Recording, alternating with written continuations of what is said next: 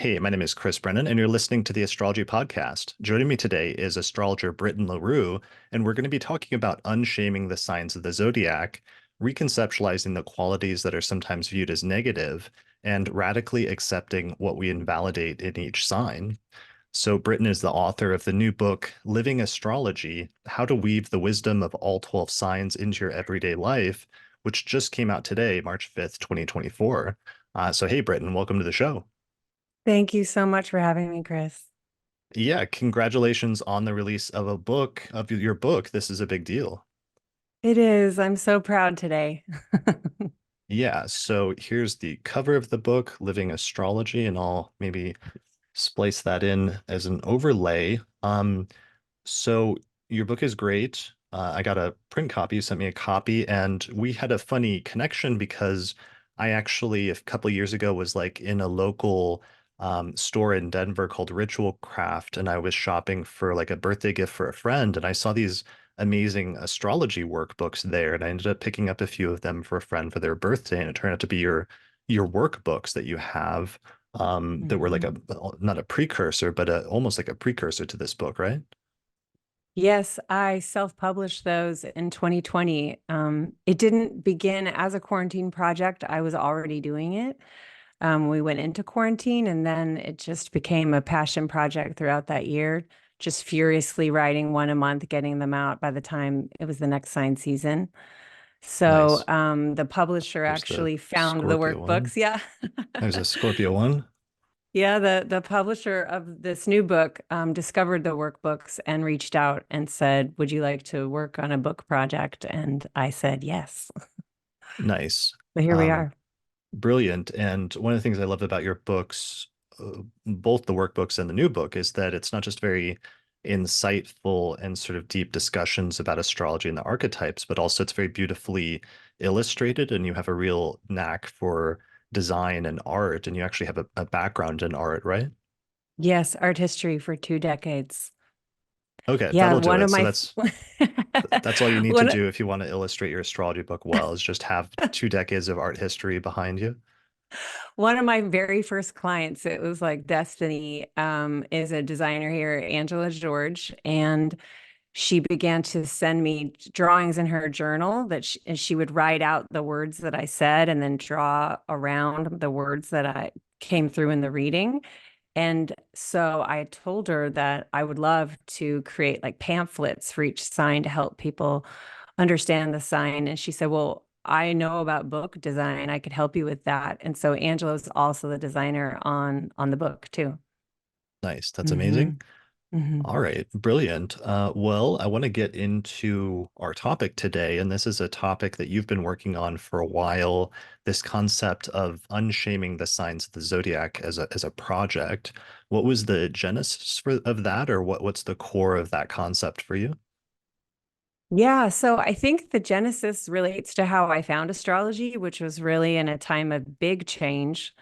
I was at the beginning of divorce, feeling old identities leave me, and I turned to astrology, wondering if it could help me find new ways of being in this world. Like, am I destined to kind of repeating the same patterns?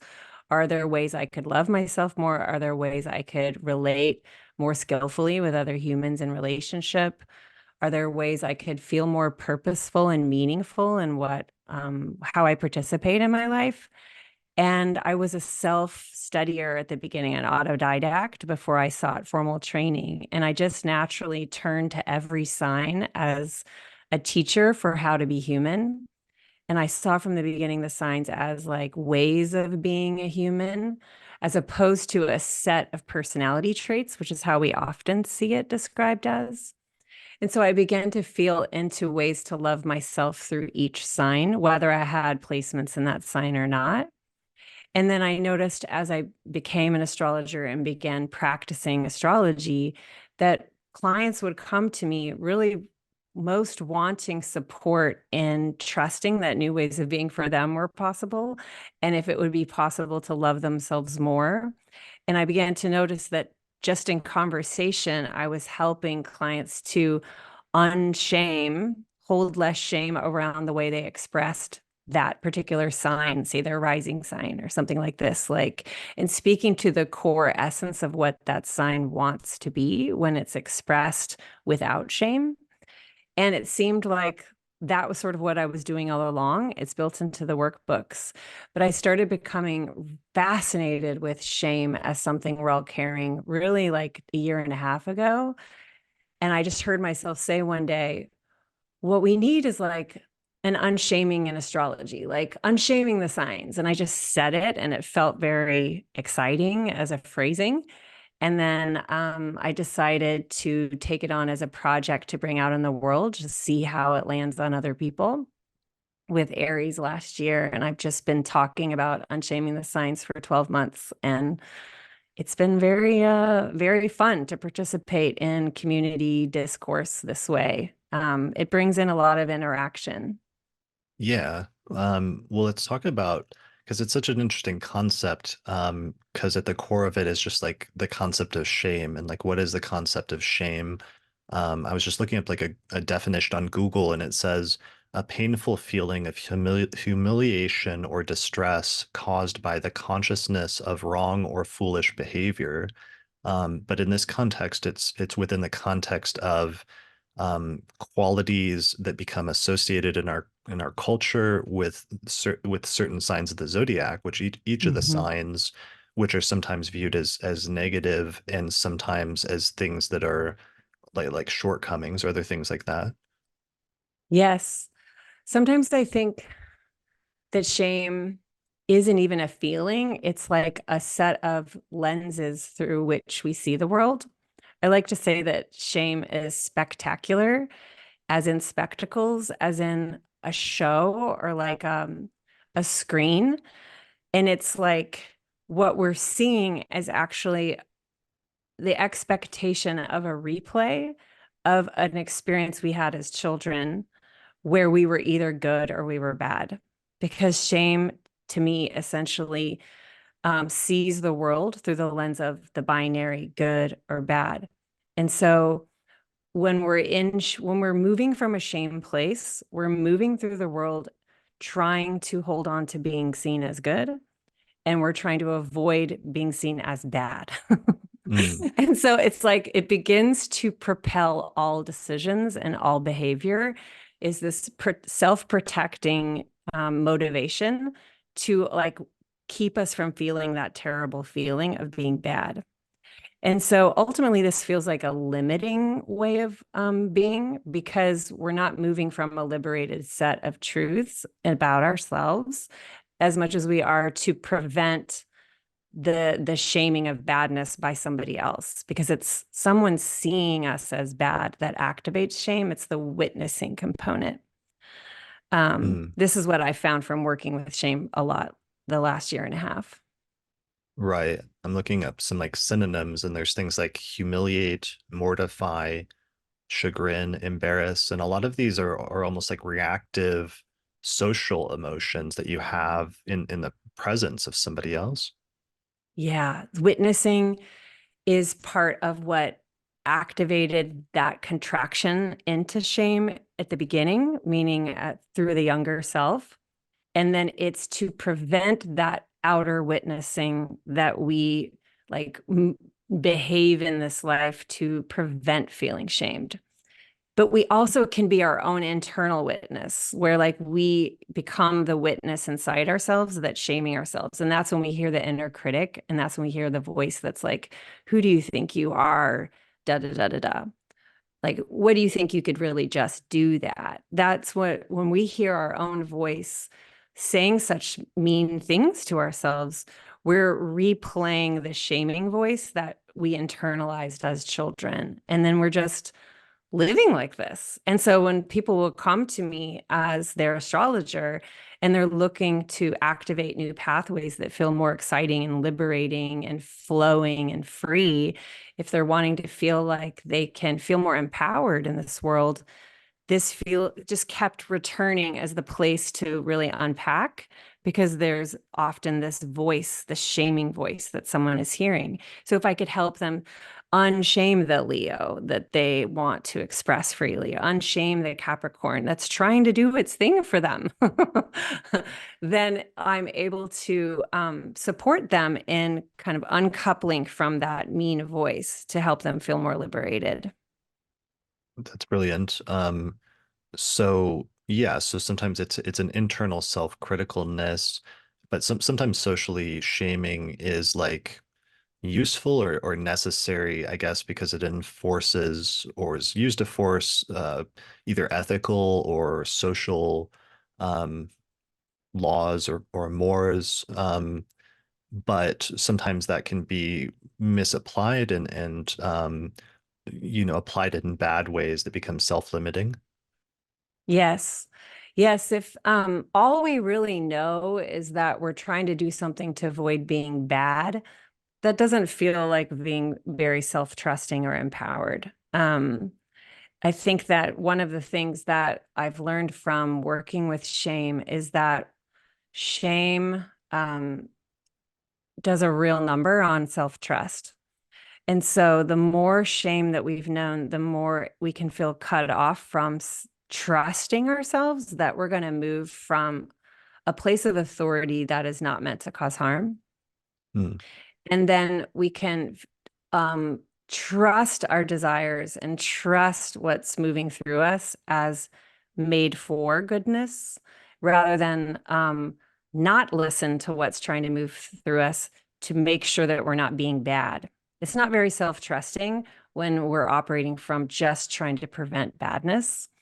Um, and so at the end of the day, I feel like um, this piece around growing self-trust is how you can learn to listen to your own truth and not make decisions in this world just based on is it good or is it bad?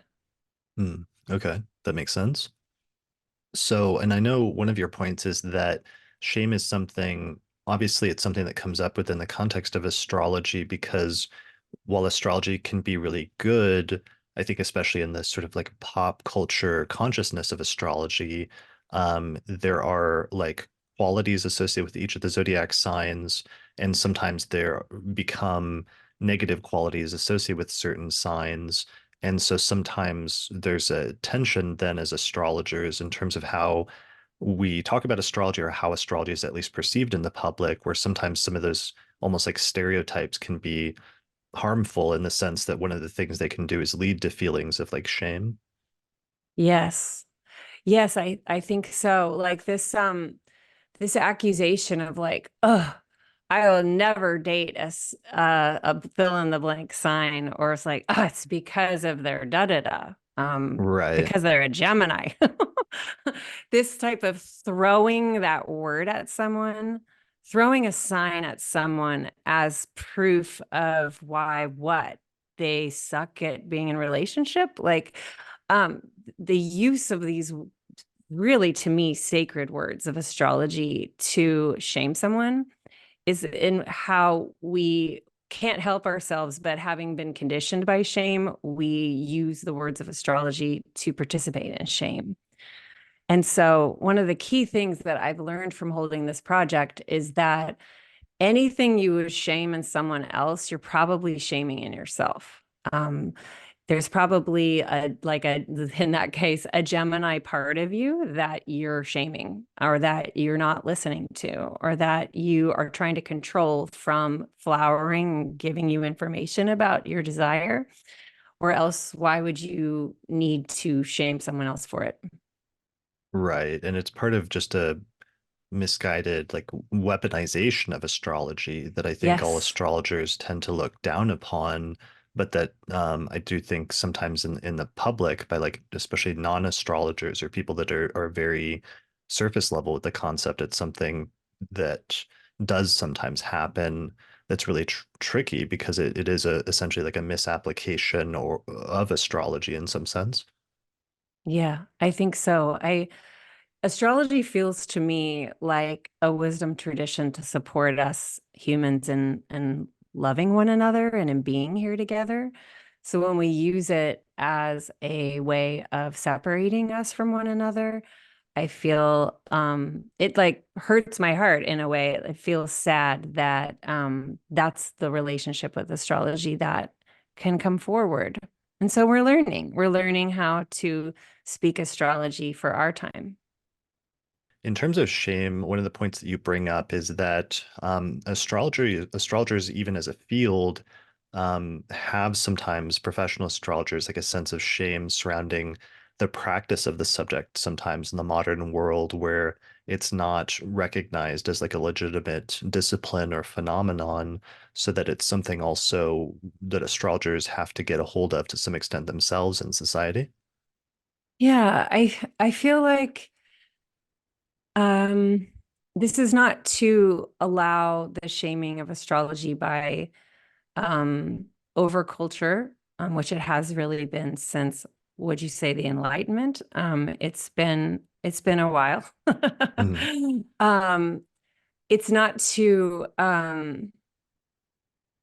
make that a bigger deal than it needs to be, as much as it feels to me wise to at least be aware of your relationship to the taboo nature of astrology if you practice astrology and you're engaging with it. Because, I mean, I can say as someone coming from academia that if I was still in academia and doing this at the same time, I would have to I would feel like I had to negotiate who am I going to let know that this is part of my life, Mhm. and move through this process of slowly allowing myself to feel safe, to be fully myself.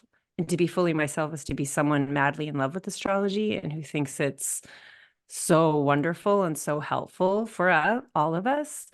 But I think it's helpful to notice what one's relationship is to the taboo quality of astrology too, so that you could think about if you're speaking it in a way that's like trying to convince someone that they should respect it, trying to convince someone that they should take it seriously. Because whenever one is in a kind of like convincing frequency, there's I actually think shame is present there, because Mhm.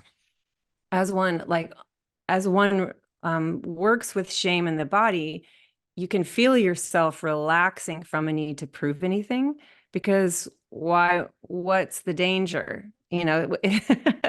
uh, the danger of being judged for being into astrology is that maybe you are seen as someone who's not serious. Maybe you're seen as like a pseudo intellectual. Maybe you're seen as an imposter. It's that kind of like, you don't really believe that, do you? Energy that is out there in the world. And Mhm. so I feel like sitting with those parts of myself that are afraid of being judged has been really helpful at detangling my relationship with astrology to from a part of me that might need to like prove something, because at the heart of it I don't think there's anything to prove. You either want to explore this or you don't. And I think that my favorite thing about astrology is actually that there is some piece of astrology that is reserved for mystery, which, because we can't possibly really say we can be certain about every single thing with astrology, like how this is even possible that astrology is what it is. And in that space for mystery, we have uncertainty, which allows us to get away from the certainties of binary thinking, which is inherent to shame, because shame is inherently about the binary good and bad that we, have really taken on with monotheism. So, um, yeah, I feel like if astrology is not separate from my life, and that's how I see it, astrology is not separate from everything that I do in life, from running carpool to making coffee to meditating, that I can't have certainty in my life. So why would I have certainty over really anything? So astrology can really help us with unshaming, because it inherently embraces contradiction, paradox, mystery, and uncertainty, which are all really helpful tools to have in the business of unshaming and allowing ourselves to be paradoxical, mysterious human beings who are contradictory. Like sometimes we can be like quote unquote good people and sometimes do things that we deeply regret and we wish we hadn't done. That doesn't mean that we're then bad people. Hmm, that makes sense.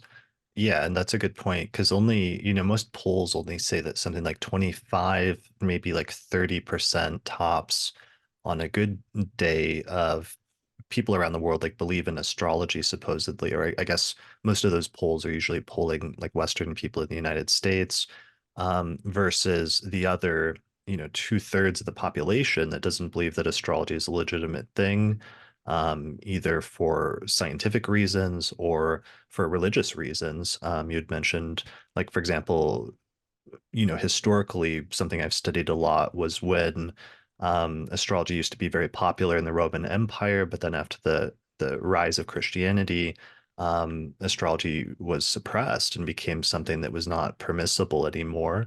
So it's like that's, part of our cultural context going back over 1,000 years now in terms of religious shame, you might say, and suppression. And then later, after the scientific revolution and the Enlightenment and other things like that, which some astrologers, like Kepler, Copernicus actually contributed to and took part in. But part of the outcome of all of that was that astrology also lost scientific credibility and was kicked out of the universities and things like that 200 or 300 years ago. So there's also those issues of like shame and other things surrounding the intellectual respectability of astrology relative to science and things like that. So that's a really good point that those are sort of emotions that astrologers are familiar with due to the awkward position that they find themselves in society sometimes. But sometimes, and different astrologers go through different stages in their relationship with astrology, I think, where they feel more or less interested in engaging in debates to like defend astrology. But at some point, like every astrologer just has to come to a point of embracing and acceptance in terms of that they found something that they think is legitimate, um and that's fine, letting it be what it is rather than trying to convince other people that they need to take it seriously as well. Yeah. Yeah. I really I respect that some people have extremely entrenched like beliefs and psychic structures in place that just makes them very rigid around letting astrology in. It's just like there's this sense of a wall of um I can't get near that. I What they're afraid of, that's their business, and just allowing that to not inhibit my own self-expression has been, I feel like, the path that I've been walking the last few years is just allowing everybody to be in their own story, on their own path, and not letting that impact what wants to move through me that I want to share with the world.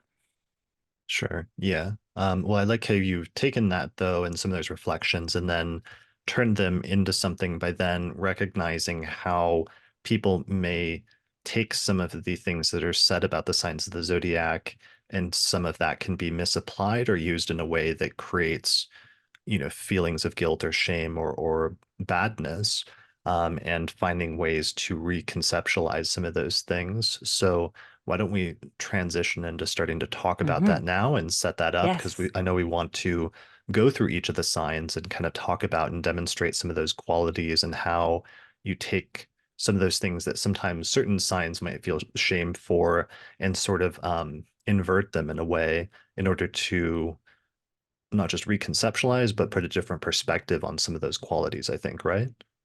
Yes, totally. And one of the things that I think there can be a lot of resistance to astrology is when the rhetoric is like, well, you're an Aries, so you're like this. And then you might be like this. Ultimately, that can feel very cornering and like somebody is limiting you to who you can possibly be.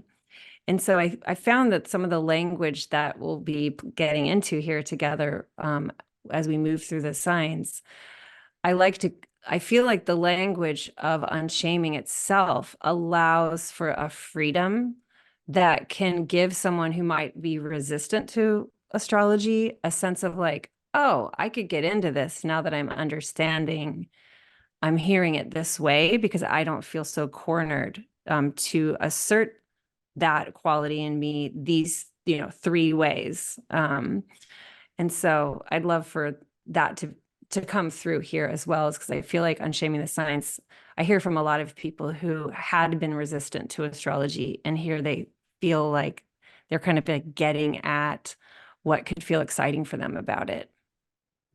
Okay, by understanding like the full range of an archetype and that it's not just one thing, but instead there's a spectrum of different meanings for the signs, which can be relevant and can manifest in a person's life in different ways. Yes. And plus, it's one of my philosophies behind the project that it's really helpful to release yourself from your core sign identifications with Unshaming the Signs, because if we're just thinking about the signs as ways of being a human and we're inviting one into like the fullness of themselves, then to me, it's very helpful to see yourself as the whole zodiac and to allow, say, you have no Virgo placements. Unshaming Virgo actually might end up being the one that most speaks to you because Virgo is in your chart and it was around you when you were born. And the story of Virgo shame could be one of the ones that's most alive in your lived experience. And so this kind of release from, oh, this is my sign, and oh, I don't need to listen to this because it's not my sign. Unshaming the signs can be really liberating in the sense of like your chart isn't the center of what we're talking about here. Okay. Yeah, and I like that also as a broader technical point that everybody has one of the 12 signs of the zodiac in their chart. It manifests in different ways in their life. Sometimes, even when we don't have placements in certain signs, we can import those signs into our life through other people who have those placements that kind of Mhm. fill or make up for that gap.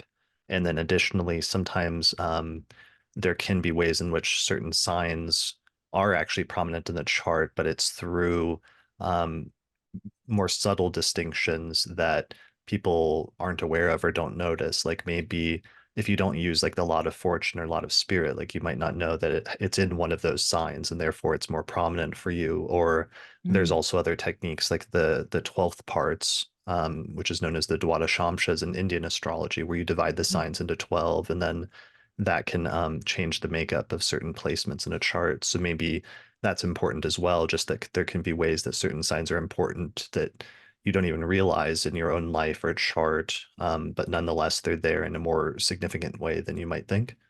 That's true. And plus, we all live through that time of the year of that sign. And sort of like what is up at that time of year can be reflected through the qualities of that sign. And then there's transits through that sign that bring up those parts of your humaning, I like to say, into your awareness. And if you haven't been paying attention to that sign, you may be not thinking as much about the whole range of yourself through that sign. Yeah. For sure. That's a great point. As well as like secondary progressions where planets might move Hmm. into certain signs, or even when I did the Zodiac series a year or two ago, we were often realizing that what certain signs meant or what some of their core archetype was oftentimes defined by being a little bit different compared to the sign that was opposite to that, or this other signs that were configured to it. So there's like a relationship between what one sign means based on its relationship to all the others, and it's sort of an integrated whole rather than something that's isolated. Yeah, I think exactly. And that's part of the, like, if there's a mechanics to unshaming the signs, I feel like it's that's happening for our sense of wholeness in ourselves as humans, is opening to every sign inside. That makes sense. All right, so let's do this. Let's start with the usual, like traditional first sign of the zodiac, which is Aries. I do have a little diagram, just my old diagram of the different signs of the zodiac. So, the sign of Aries ruled by Mars, traditionally. So, where do we start with Aries in terms of unshaming the signs? Yeah. So one of the things that I like to do as I reflect on this is something that, we can participate in, listeners can play around with this on their own, is just feeling first into like, well, how does Aries get shamed? You know? And so you can think about Aries acting impulsively, Aries like firing something off before really thinking about it, and then it was like potentially harmful on the other person. Um, Aries, Anger. Rick Levine in the Aries episode, he said his keyword was well, it was like shoot and then aim or something like that was his And then phrase. aim. Or ready, shoot, aim. That was his phrase, I think. Okay. That's great. And so then with unshaming, I like to feel into like we can call them hot takes for unshaming. My my way of approaching hot takes. Well, first of all, when we say hot take, we're already showing how Mars is present. Mars is part of a hot take because there's some heat around it. And for my part, what I'm interested in is the heat of truth, truth that's being revealed, and that's like creating high sensation, like a hot sensation in the body when you hear it. I really have no interest in hot takes that are like attacking anyone or trying to take anybody down. I like hot takes that really reveal truth and like what's behind, like what's the Oz, behind the curtain. It's like cultural programming that has us confused about the true essence of a thing. So let me just say, unshaming the science is a hot takes kind of approach. As an Aries rising, I feel like that's right on brand. And my desire is to reveal these truths to help one see that it's like, it's not you. It's not that there's something wrong with you. It's just that there's cultural programming that has distorted your connection to yourself because of the shame lens around the binary and good and bad. And so then we get to like, well, what is the truth? What is the truth of Aries? And so the one I believe you had shared in your March episode is the audacity to build on a dream before you fully know what you're doing.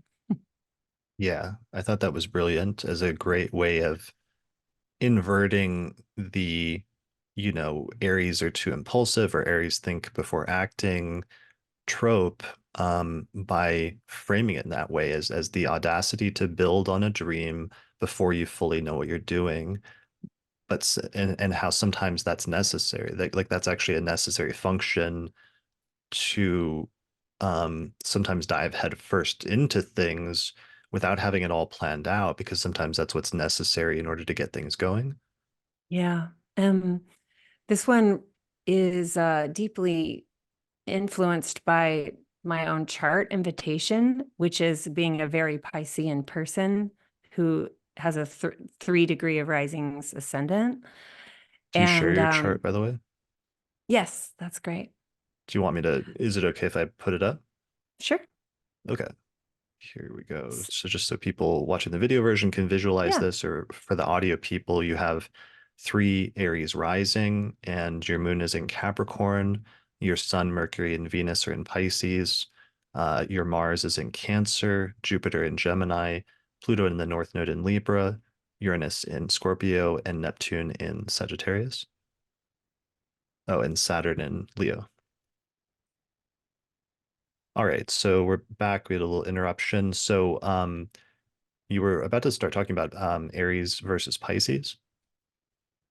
Yes. The way I've seen my chart from the beginning with that particular invitation is that the Pisces part of me is like this old self who has these dreams for a new world that I'm passing off to the Aries part of me.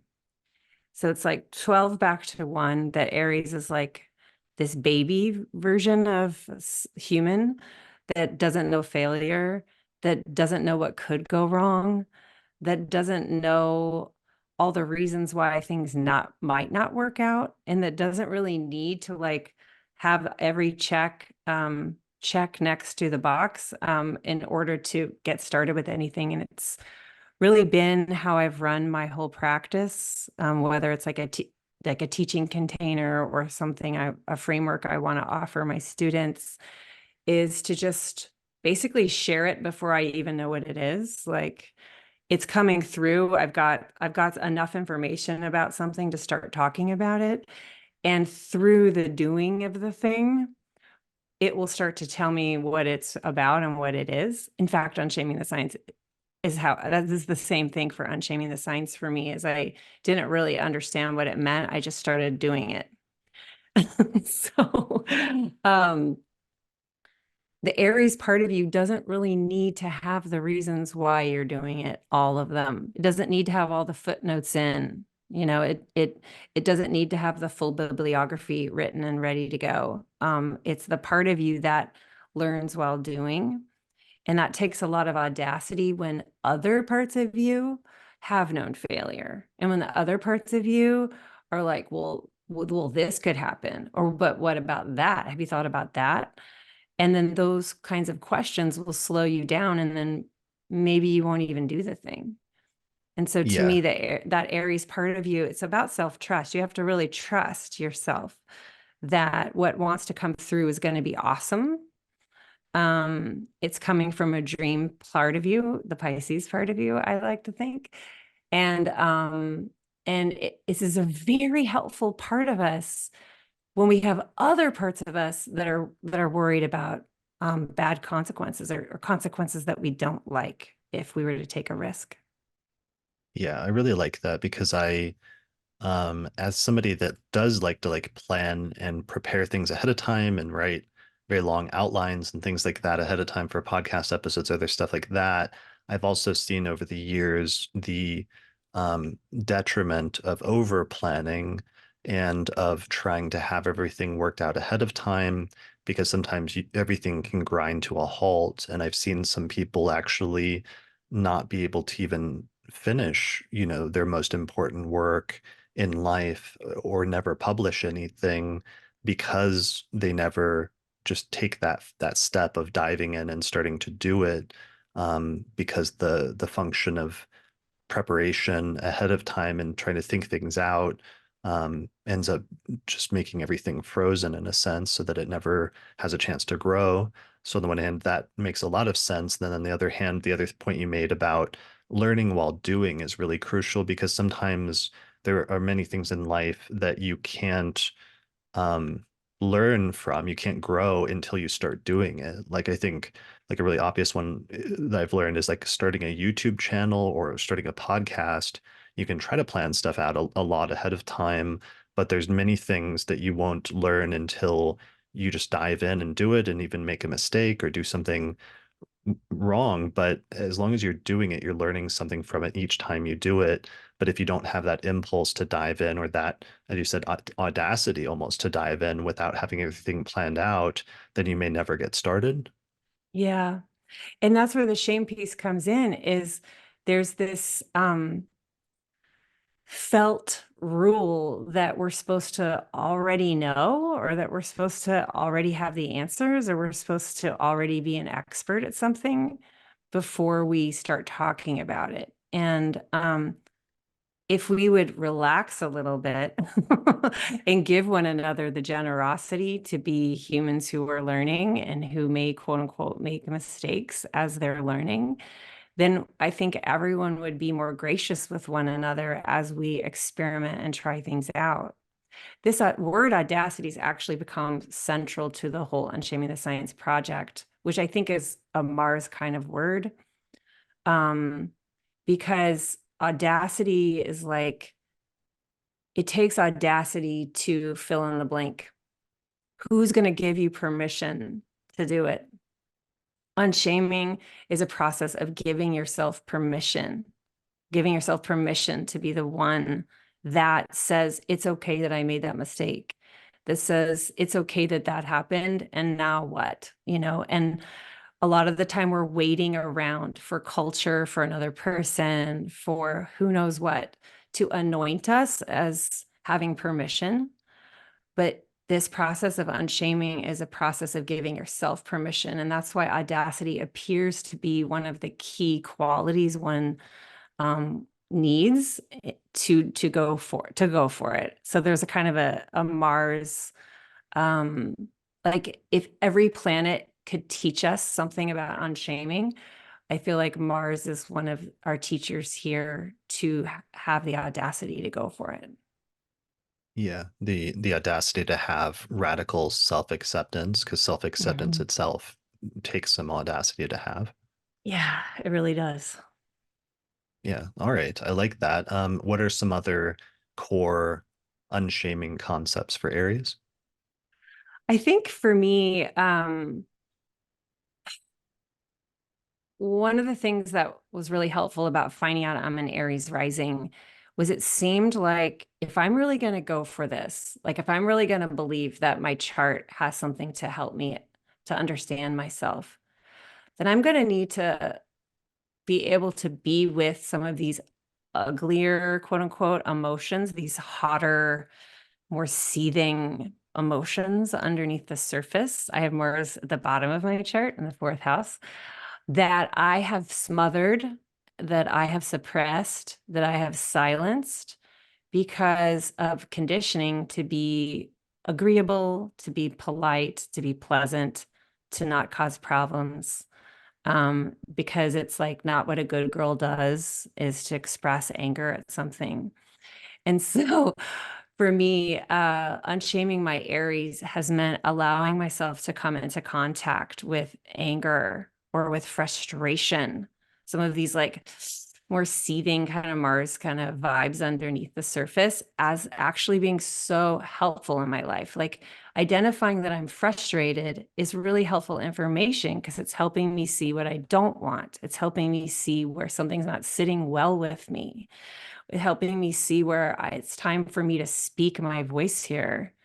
Um, a lot of the things I have rage over are really sacred things. They're about what I don't like seeing invalidated, what I don't like seeing not protected in this world. But I had been very numb to all of those feelings, whether you can call them sacred or not. And so unshaming Aries, I think, is an invitation to give yourself permission to feel some of those hotter emotions, especially if you were taught that your fire is too much, that it's too loud, it's chaotic, it's out of control, it hurts people. I think a lot of individuals, especially I will say female and femme-bodied humans, feel afraid to tap into those emotions, especially when they see themselves as like healers or caregivers. It can be scary to tap into the heat of Aries because it's so powerful. Like, what will happen if I unleash that? So, unshaming Aries is letting yourself be in contact with those feelings as inherently intelligent and supportive for who you want to be in this world.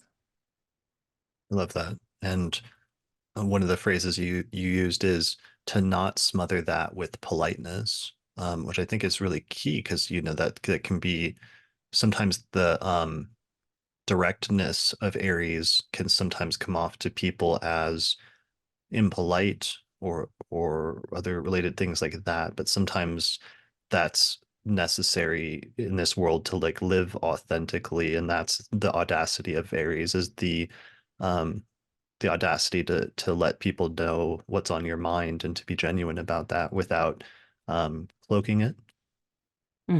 Yeah.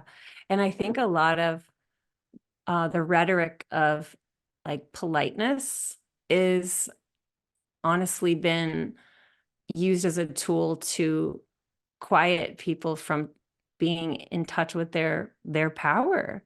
And so unhooking from politeness as like the compass for am I a good person or a bad person helps you also untangle from conditioning that has been disempowering. I like that also because when we think of politeness, I think of Libra, which is like the opposite sign.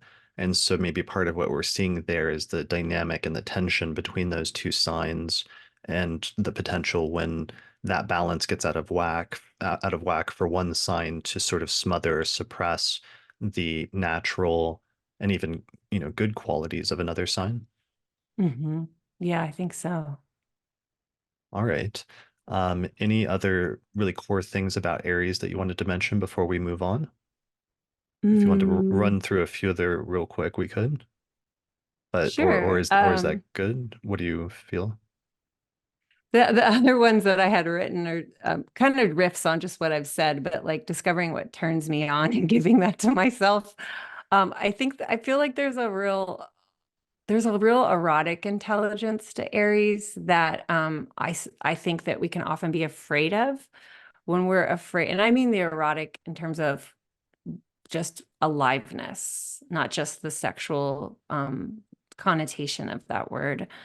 And I feel like unshaming Aries in many ways is allowing yourself to notice when you feel like turned on to do that thing or not turned on to do that thing. That if you're like, I'm bored, it's like a flat line kind of feeling about something. That's great information to be in touch with. That's probably should be a no for you. Like when you're dialed into Aries inside yourself in an unshamed way, your yes or no can come real quickly. It doesn't have to be complicated. It's just, does this idea turn me on? Does this prospect turn me on? Or is this like, I don't really feel anything. So it's probably for somebody else. And I feel like for folks who get really stuck in their head and like pros and cons, long list, should I do this or not do this? That kind of quick information from Aries can help you be more efficient in your life. That's brilliant. I really like that. That gets for sure to something that's very core about that sign. Hmm. Yeah. Yeah. All right. Well, I know there's several other things we could go into about this sign, but I was thinking if we're going to go through all 12, maybe we Yes. keep it at that. Okay. Yes. All right. So let's move on and let's talk about unshaming Taurus. Hmm. Yeah. So here I was feeling into, and I have a Taurus daughter, so I was like feeling into her energy as I was writing these unshaming Taurus. But this idea of being stubborn, of course, is a big one. Being slow, and one of the first ones that came forward for me is your pace is sacred. Um, that unshaming the basically what I think of as the divinity of your body's rhythms. Um, this is a really important one because most people living in our planet today have been deeply conditioned by a way of relating to time that we can call urgent. This idea of everything like is due now, we're always about to be late, like it's due already, we're behind, time is money, all of these ways that we've been taught to relate to time so that we're just always hustling so hard and we're always just terrified of being late. This urgency is really hard on our bodies and hard on our nervous systems. And it privileges clock time and the like demands of clock time over the rhythms of the body, which to me is very Taurus, is like being connected to your own pacing for things and that having a kind of sensual intelligence that's unique to you and to how you want to experience your reality. I personally tend to have a very fast pace. I'm an Aries rising, but I hear from so many people the trauma of being told to hurry up and they were never fast enough and they had to stop what they were doing to get out the door and someone was yelling at them, hurry up, hurry up, hurry up. So for me, this feels like a Venusian unshaming of like sacred Venus wisdom around trusting your pace. Um, letting your pace be a sacred guide to you that your body is leading. Sometimes you have an airplane to catch. This is true, right? There's different forms of time. I think Saturnian time is one form of time, not the only way of measuring time. A Taurian form of time has its own rhythm that's led by the body. So that to me is a big one. think that's brilliant. And it gets to something really core about that difference in the change we've seen between Aries and Taurus, where it's like the advice for Aries is that it's okay to go fast, whereas when you get to Taurus, the advice is it's okay to go slow. And that's sort of in the Zodiac series, we talked about the corrective quality that each sign has over the previous one. And I use that word corrective, but it's not the best term. I'm still workshopping. Maybe you could help me come up with a better like unshaming term than corrective, because that now that I think about it, brings in some feelings framing it in that way, but certainly time and that difference of the treatment of time between those two signs is one of the core distinctions between them. Yeah. Yeah. I feel like in the sense of Aries dreaming of Taurus, it's like whatever that was that got off the ground, you got it going with the Aries, the Taurian part of you is now allowed to really root down into being with what's here and taking your time with that in this like more intuitive, like haptic, like spatial knowing through whole body intelligence. And I feel like plant metaphors do really well here, like the Yeah. unfurling the ripening. Like these are not things that we can just scream at something to do faster. And when we internalize the hurry up voice on ourselves, we often then are unhappy with the results of our creative projects, but it's often because we've so internalized how urgent we need to be that we weren't able to let a thing ripen or unfurl really on its own intelligence. Yeah. Yeah, that's really brilliant. It makes me think it's like in the northern hemisphere with Aries, during Aries season, it's the beginning of spring and all of the plants sort of shoot out of the earth and like start coming up. But once you get to Taurus season, they're there and they reach this state of like maturity and of growing and thriving in the place that they've already occupied in the world, and sort of coming into full bloom with their leaves and flowers and everything else. And that becomes one of the most beautiful seasons during Taurus season. Yeah.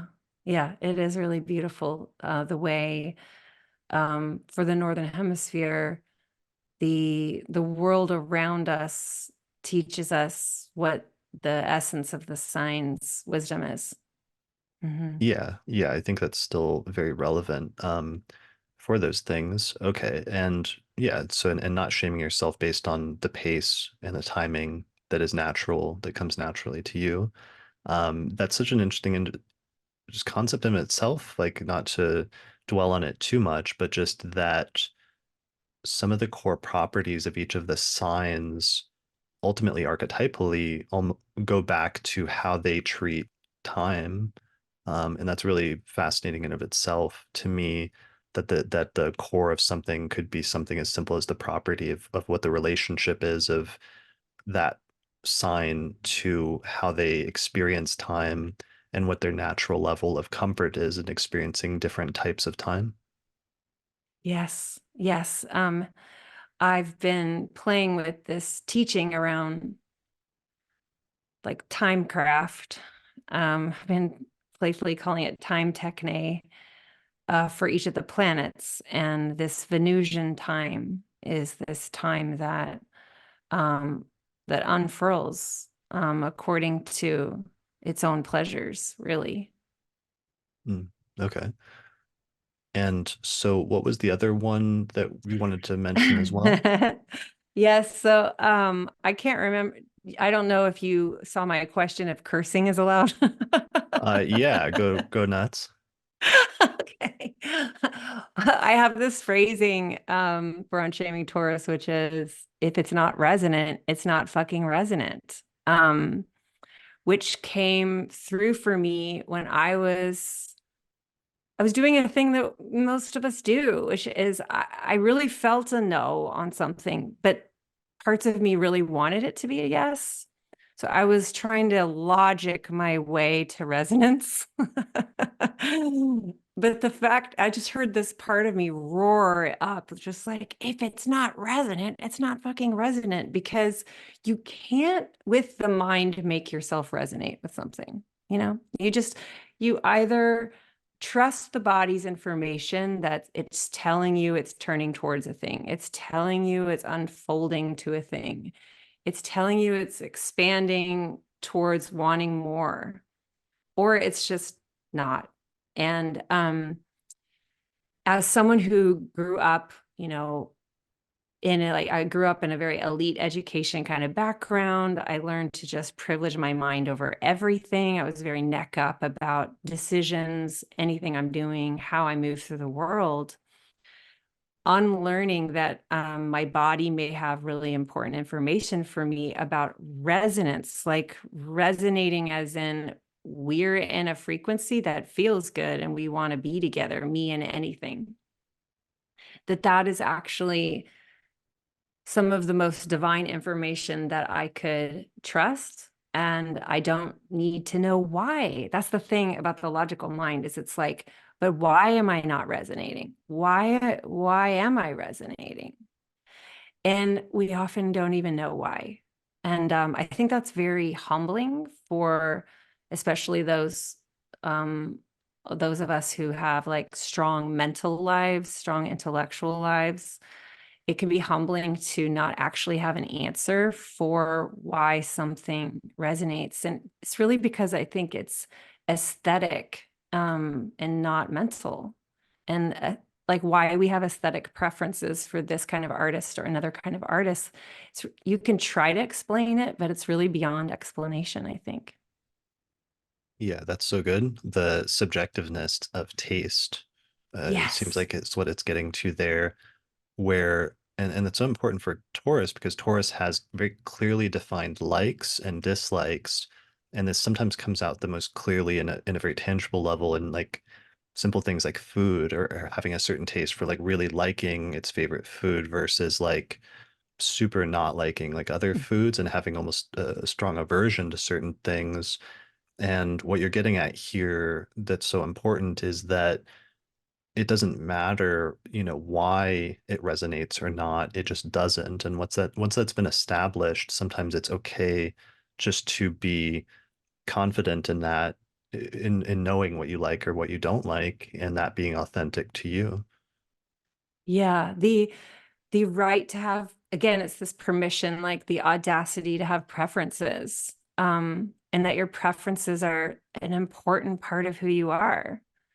And like learning this with my Taurus daughter, I could feel myself like it's so interesting that she's not trying to please me when she's saying she doesn't want to eat that. She just doesn't want to eat it.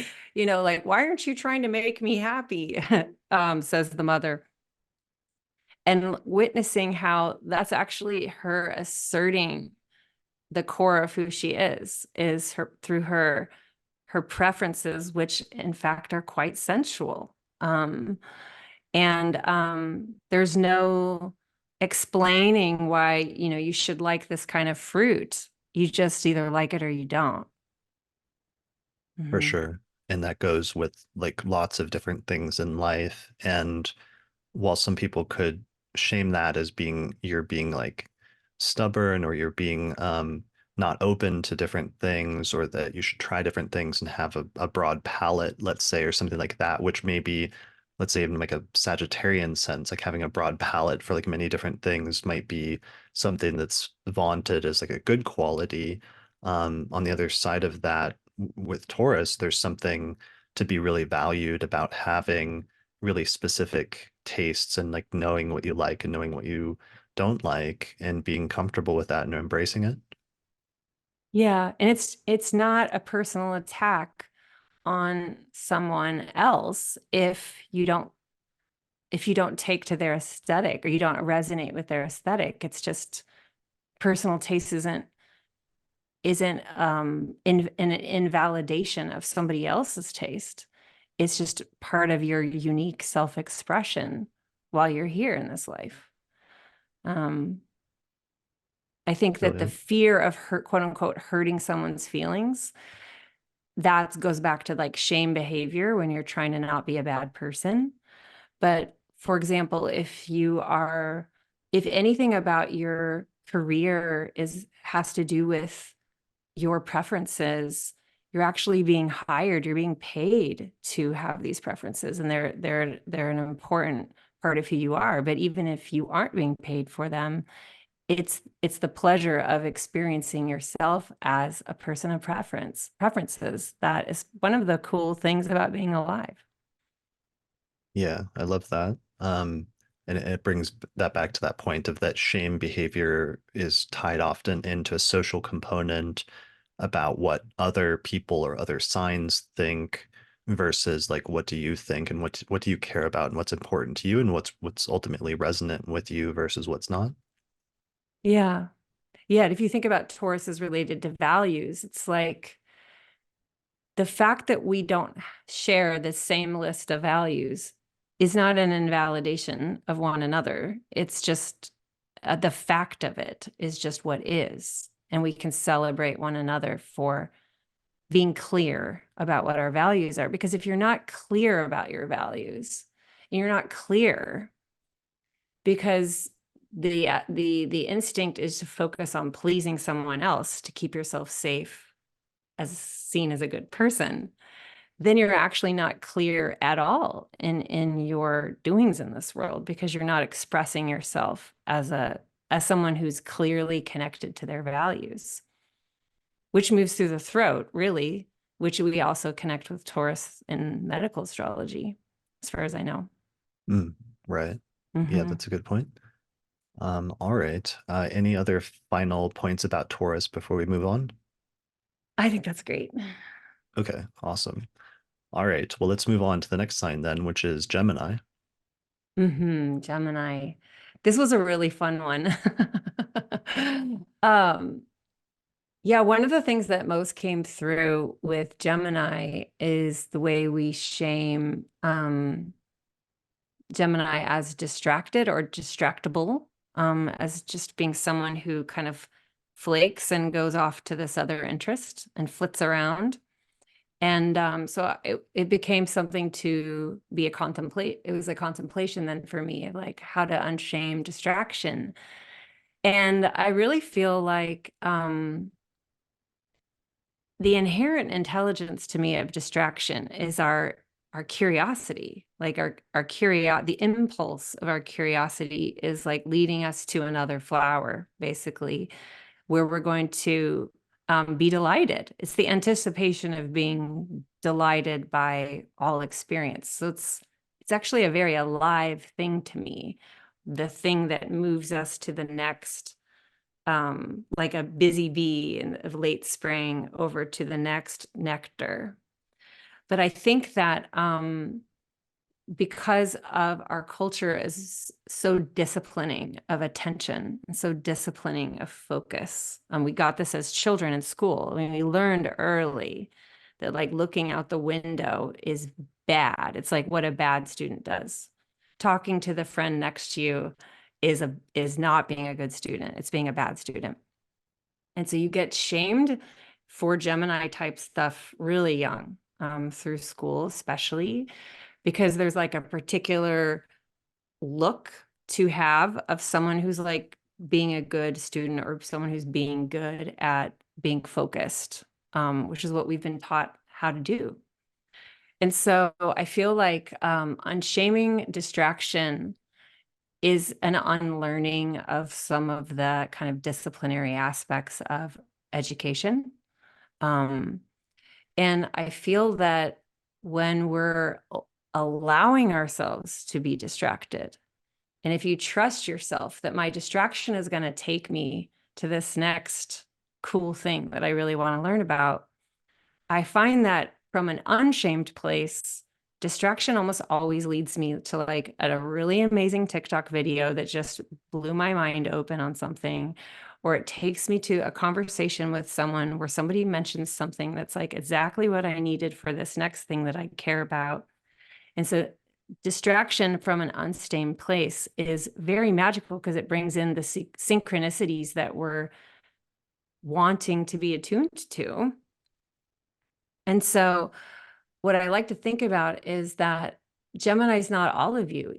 I have other parts of me that are going to go be very focused, and they're going to go put long hours of attention on something. And in between, I can be distracted by whatever I want to be distracted by when I trust that it's not in itself bad. It's taking me to this next really fun thing. I love that so much. That's really good. I think about that in terms of books lately. Like I've been reading a lot of books on ancient philosophy, but sometimes jumping around to different books, even though that's very different than my usual Scorpio, wanting to dig in deep and get to the bottom of a singular thing and sort of go as far as you can Mm-hmm. in that. Gemini is a different energy of like jumping around and reading a little bit of lots of different things and getting a taste for like lots of different things. Um, Mm-hmm. and also having a quickness or I'm trying to think of a better word than like a shallowness, because shallowness is often the key word that gets shamed, but there's something to be said for um, you know, dipping your toe or having a sip of something, like experiencing its essence and then moving on to the next thing that catches your eye that you'd also like to have a taste from. There's something about that energy and that quality that is very valuable. Yeah, I think so. And I think it's interesting that without using the word Capricorn, I was referencing Capricorn to folk when I was speaking of when you can focus for long periods. And then you brought in the Scorpio. And I found that the inconjunct signs often have a really interesting um, teaching for any given sign that you're talking about to like we think of the polarity as the balancing, but often in conjunct signs have some really fun things that they're teaching one another sort of in an unexpected way because we don't really think about in conjunct relationships as much. But Totally. yeah, I feel like taking those shallow dips is there isn't anything inherently wrong with having a stack of 12 books and you've only read the introduction on each. Like, why do we need to finish these books? it's it's that there's a story about completion being like the hallowed thing, like completion being the sign of success or the completion being the sign of achievement. But what if abandoning the project is the most loving thing you can do for yourself because your boredom in finishing it is actually teaching you something about where your curiosity actually is, and it's not in finishing this project. And so allowing yourself to leave that project abandoned, unshamed, I think is super liberating because I just know so many of us are holding shame for the half-finished projects that we have around the house. And I think that Unshaming Gemini is teaching us that we were dabbling with it. What if we weren't ever really meant to go all the way? That the partialness of the project was like the sip of the nectar that was what we were looking for. And there's nothing wrong with saying, I don't know that I want to do this anymore. Definitely. I love that. I mean, sometimes you only need to read like a chapter in a book, and that chapter is sufficient, even though maybe ideally you would have liked to have mastered that entire book. Maybe that's not the most important thing for you at that time. Um, and sometimes even just I'm surprised sometimes opening up a book and sometimes like the page that you come to being like the page that I needed to read, which I know is like bibliomancy and sounds a little bit out there, but I've had things like that at different points that have given me the information that I needed that I wouldn't have gotten otherwise, very quickly through sort of like flitting through things, like you might say. And I know that's like getting off on a whole sidetrack, but there's something about the energy there that you're describing that reminds me of that. But more broadly, it's just it's okay sometimes to dip into things and then to move on and to do the things because that goes back to we were talking about Aries and Taurus and the things that make them feel alive in some sense. And sometimes what that goes back to with Gemini is just the feeling of aliveness you get by pursuing and moving on to the lots of different things that interest you. Like you were saying, the bee that like moves from flower to flower, and maybe they haven't finished gathering all the pollen from one flower, but they see another flower that like looks really interesting to them, and maybe they want to just go and see what that flower is like for a little bit, and then move on after that. Yeah, I think so. Um, and I think that when we're thinking about the shame of novelty or the shame of distraction, the shame of dabbling or flirting, I think that what's underneath some of that is like there might be something really powerful to look at if we're unhappy or unsatisfied with the current commitment we have and shaming our desire to go look at something else. Like if you're studying something in graduate school and you've like committed to a discipline and now you're like flirting a little bit with this other discipline, it can feel really scary to let yourself do that. And I think underneath the fear of it is a fear that maybe you aren't as committed as you thought you were to the discipline that you had previously committed to.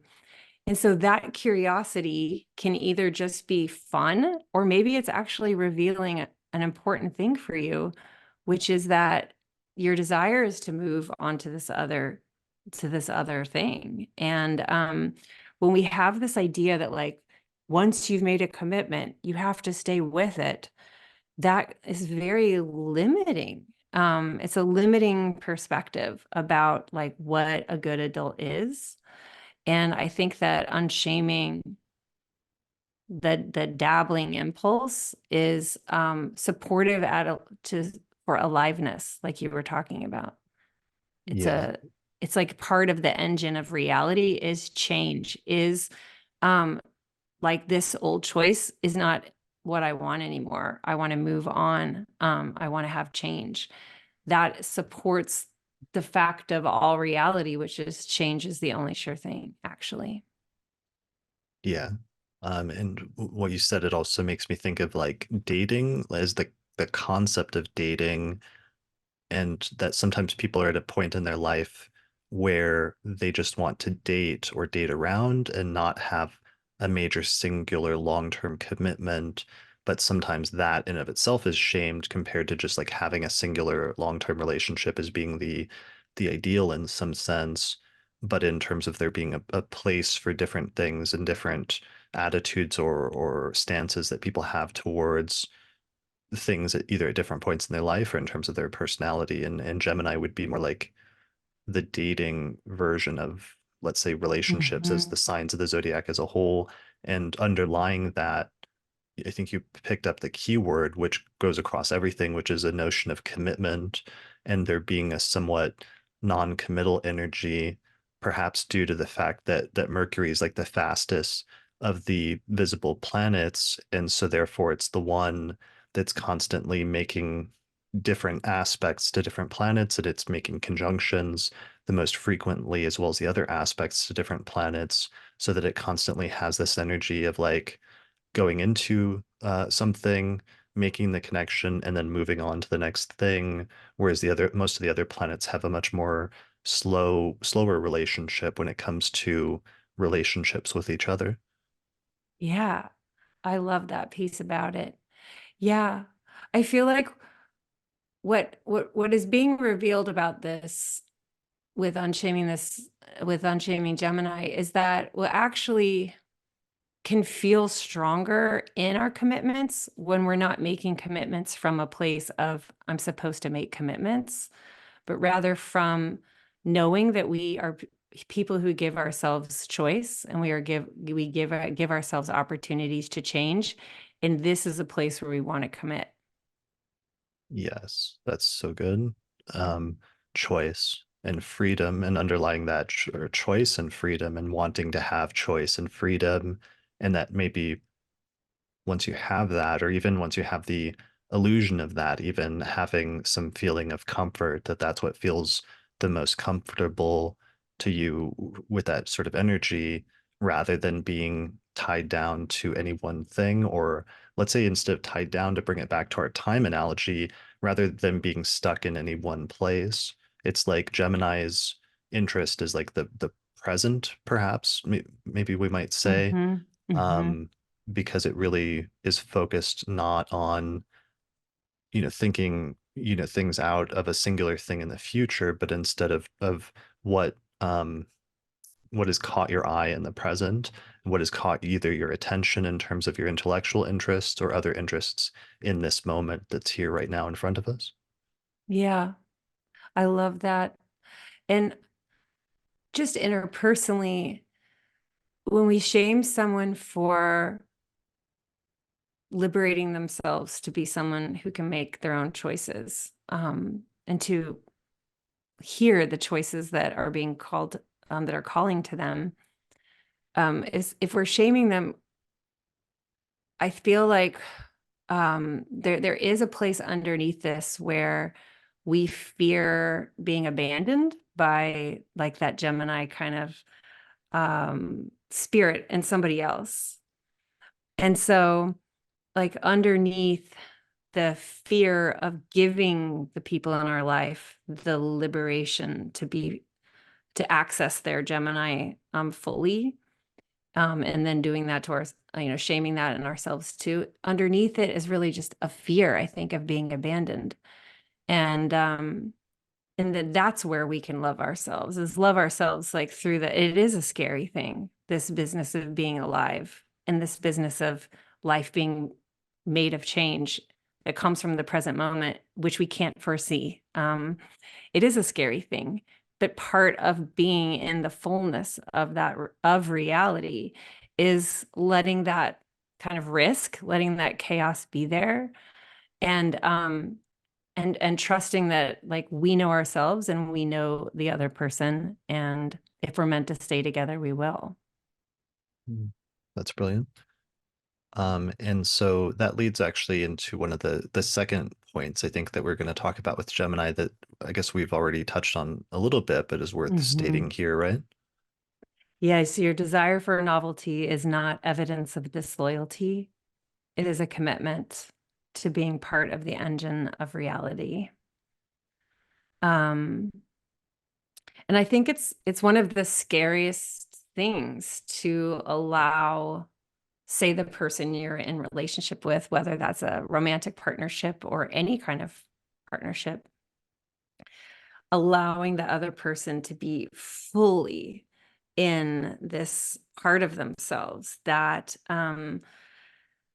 is facing life, which is full of choices. There's so many other people that the person you're in partner with could be with. There's a lot of choices out there. There's a lot of paths that one could be walking. Um, and this is not, I'm not advocating for cheating here as much as the spirit, like allowing oneself to be in the spirit of freedom, however that looks inside of your relationships, um, and not see, oh, my earbud just dropped out, and not seeing someone's desire to go learn about this, or hold on, something just popped up. Okay.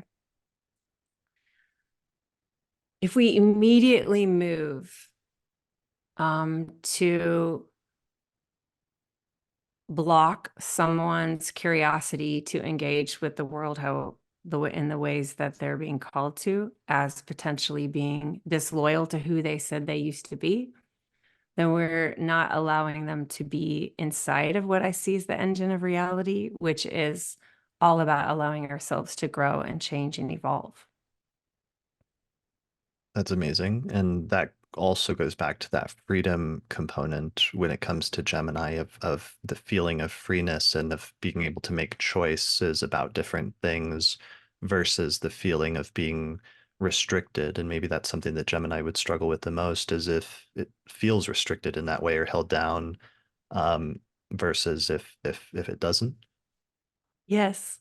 Because what if what that human who's deeply alive, deeply alive in their choices, what if what they want to choose again and again is you? You know, but they're not doing it because there's a shaming of disloyalty present, and there's like a control thing that's happening that's rooted in fear, but rather a perpetual coming back to one another that's rooted in aliveness. Yeah, and there's a much greater authenticity to that versus something that only arises out of shame or guilt or some sort of enforcement that's being imposed that would be much more authentic to what Gemini is and having the freedom to do that. Yes. Yeah. Yeah. All right. That's really good. Anything else about Gemini before we move on? I think that's great. So let's continue on into the zodiac sign of Cancer. Where do we start with Cancer? So I had to begin with a very basic one, which is you're allowed to be a person with feelings. That is quite a hot take. I mean, this is the one, just like shaming crybabies, shaming people who feel is the Cancer critique. Um this in all seriousness, I think this is just so important because I do think that we live in a culture that um is sort of immature when it comes to emotional wisdom. That we are not in a culture where emotional wisdom, emotional resilience is something that is revered as a thing to pass on and a thing to grow in one another. And I feel like from early in childhood, we're taught to not reveal how we feel, that we're supposed to discipline our feelings, that we're not supposed to let people see where we have a heart that could be broken, where there's a part of us that feels sad.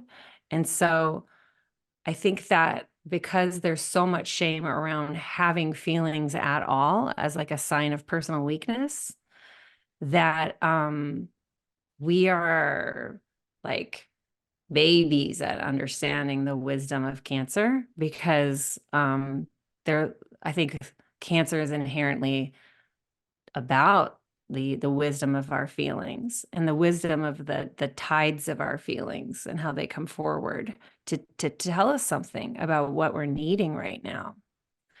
And one of the things I said for Unshaming Cancer is the audacity to be tidal, like be someone who's in a mood and then is in another mood.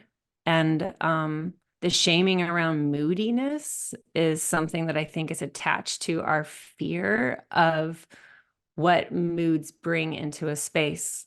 And so if we could just like detach from our feeling realm and dissociate from our feeling realm to separate from the reality of feelings, then somehow we can be more dependable, we could be more consistent, we could be more knowable, and therefore like less chaotic feeling to the people around us. So it's almost like we're supposed to do everyone a favor around us by disciplining our feelings, and thus we don't really have a lot of we don't have an intimate relationship with our feelings in our cultures in order for us to learn what our feelings are telling us about our needs. And so what ends up then happening, I think, as a people, people in relationship, is we have these feelings, but we don't really know how to talk about them. We don't really know how to say what our needs are. We feel like embarrassed that we have needs. We feel like we have to apologize for having needs, and we haven't learned how to nourish our own needs and put our own needs, make our own needs very important to us. And so then we have this shame of Cancer, being needy and taking care of other people's needs. There's so much shame in the Cancer space, I feel.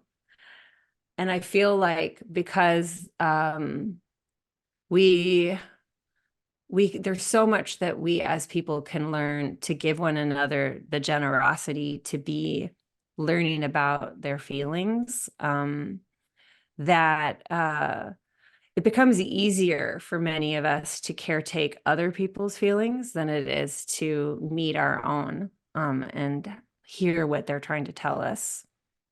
So one of the things that I came forward in the Unshaming Cancer workshop I did was this idea that our triggers are love letters. We're so afraid of being triggered. We're so afraid of being activated. We're so afraid of being drawn into the tides of the spiral of feelings. Like, oh my gosh, what is this? So like, it's a mystery realm. It's water.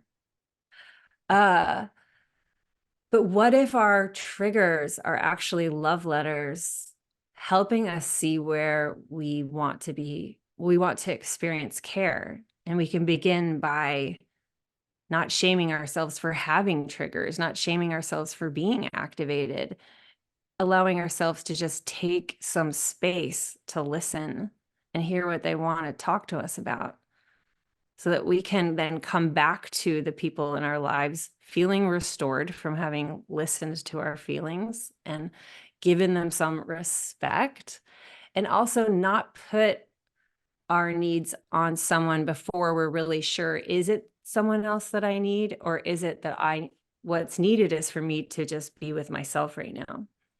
So those are some of the things that have come forward with that one. Yeah, that's really good. So the like the audacity to be carried away by our moods, or the audacity to embrace the authenticity of how we're feeling emotionally and not like hide or suppress that necessarily, even though I think maybe socially oftentimes we're told we need to suppress that, or that we need to like get a hold of our emotions, or that we need to act a certain way in public in terms of things, or even in relation to other people, even if we're not feeling up for that. Um, Last summer I had a reflection I was wondering about. It was like Harrison Ford was doing press tour for like the latest Indiana Jones movie, and in so many interviews he has like a cancer stellium, and he just comes off as like kind of grumpy, I think. And I had this like reflection of like, why is Harrison Ford always so grumpy? And I was looking at his chart, and he just has this big cancer stellium, and what you were saying just made me think of that, as well as what my reaction was to that, of like, what am I expecting for him to do, to be more like superficial or something, if he's like doing an interview, and to not actually express what he's thinking or what his attitude is towards doing those things. And so it's interesting for me to reflect then what those that like level of shaming that goes on if people don't authentically sort of express their moods, or if they suppress that. Yeah, right. It's like, um, is it that my feelings are a problem, or is this that they make you uncomfortable because you're not sure how to respond as a good person in the face of my feelings? Um, yeah, I feel like this is a really widespread thing. And there's even a thing in our culture around like that a feeling person is somehow untrustworthy, or like, you never know, they might get carried away or something like this. And I think it's this demand for consistency that I think is actually very limiting when we demand consistency from one another. Because it's like, again, we're doing it to make the other person comfortable in the face of the fact of our humanness, because we are humans who have feelings. Like that. So it's like we've moved from Gemini and talking about almost like intellectual or social fluidity to Cancer and talking about emotional fluidity. Yeah. And, we can see this in things that we've been conditioned to do, like hand a Kleenex to someone who's crying. And we learn that it's the polite thing to do. So again, this idea of politeness, this part of good person shame culture, we think it's the right thing to do, but what we're actually saying is that we have awareness of the other person crying, and in showing the person who's crying, here's a tissue, I'm aware of you crying, we're snapping them out of the being and their feelings that they are, to remind them that they're being looked at.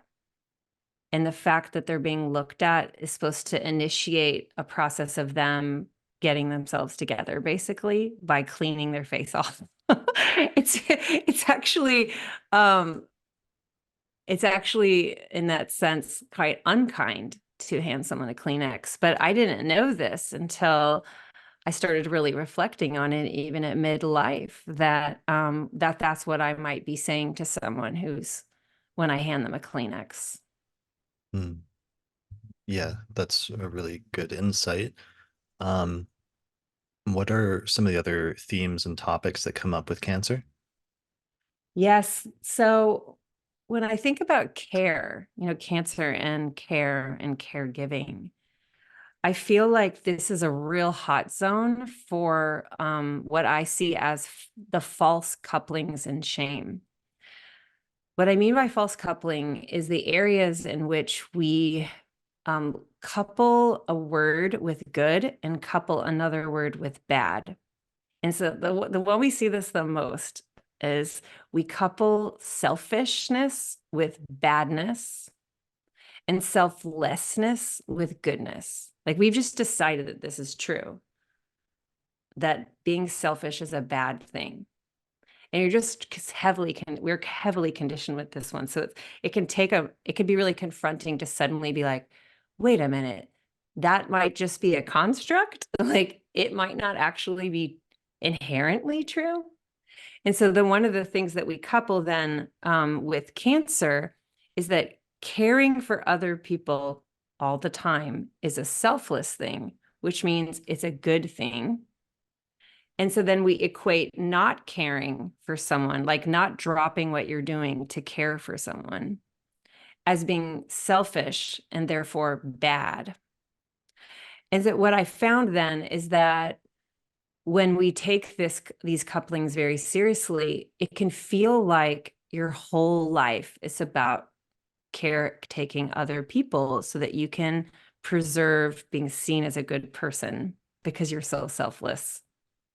And then what ends up happening is resentments start to get built up. We start to be exhausted because we actually cannot care for people constantly and not ever listen to the feelings that we have in our own bodies about our own needs. So this leads me to then the audacity to name and know the limits that you have for caring and giving care. I feel like one of the ways that I read my Mars in Cancer, because that's my Mars placement, is like this feeling in me that's like, I'm gonna care, but I'm gonna care the way I want to. Like, I'm not gonna care because you're telling me that's what I have to do right now. Like, I'm gonna be the mother the way I want to mother. I'm gonna protect the way I want to protect. I'm not gonna go through these motions because you're telling me that I'm supposed to do that to be good at caring. There's like a real like that I feel about it. like a ferociousness that I feel when it comes to this topic, because and maybe part of it is being as I am in a woman's body and having the mantle mother on me biologically, as I have two daughters. Like moving through learning how to be the mother that I want to be has meant really just letting go of the rules around what a good mother is and what a good caregiver is. And then if you take that further into the field of wellness or healing that astrology overlaps with, like how to have boundaries and how to give care and how to be a compassionate space holder, but the way that with and give myself the right to have limits on that care and boundaries on that care, which include things like having prices or include things like, these are the conditions of the space that I'm holding, as opposed to like a cultural assumption that you're just supposed to give and give and give and give and give because that's what good people do. So what do you think about that?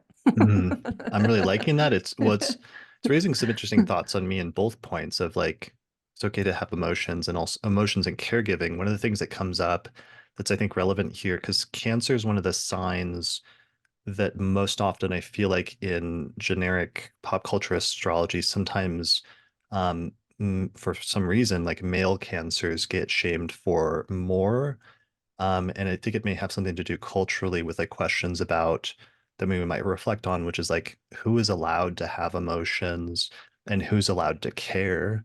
And it makes me think of like, Mm. some of the stats in society, like that only something like 13% of nurses are males. And, I'm using the term male broadly. What is the opposite of the term femme? Because I mean, you used femme earlier as like a broader term for that, but I'm trying to Hmm. think of because I don't know that like butch is not like the universal necessarily like opposite for that, but if there's a better term to use. But it's just interesting thinking about the gender breakdown when it comes to that and just ideas of care and emotions and the expression of that. Oh my gosh, I love that so much. Just who's allowed to care, give care. How is care allowed to be expressed differently by different bodies? Right. Yeah, this is something that it didn't really come forward for me. I didn't really pick up on this when I did Cancer, so I'm like deeply loving you bringing this in. I will talk, we can talk about it when we get there, but it was really with Sagittarius that I realized if really, oh wait, this sign is shamed differently according by depending on the body you're in. And really Mhm. we can say this for all of them. Hmm. Yeah, for sure. Which, I think has to do often or largely with like cultural expectations or cultural norms and things like that.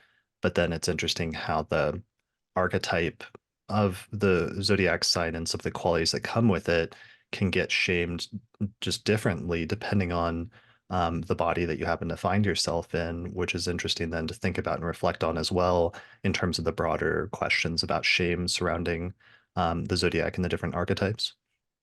Absolutely. So important. Thank you. Yeah. So, all right. Is there anything else when it comes to Cancer that we wanted to mention?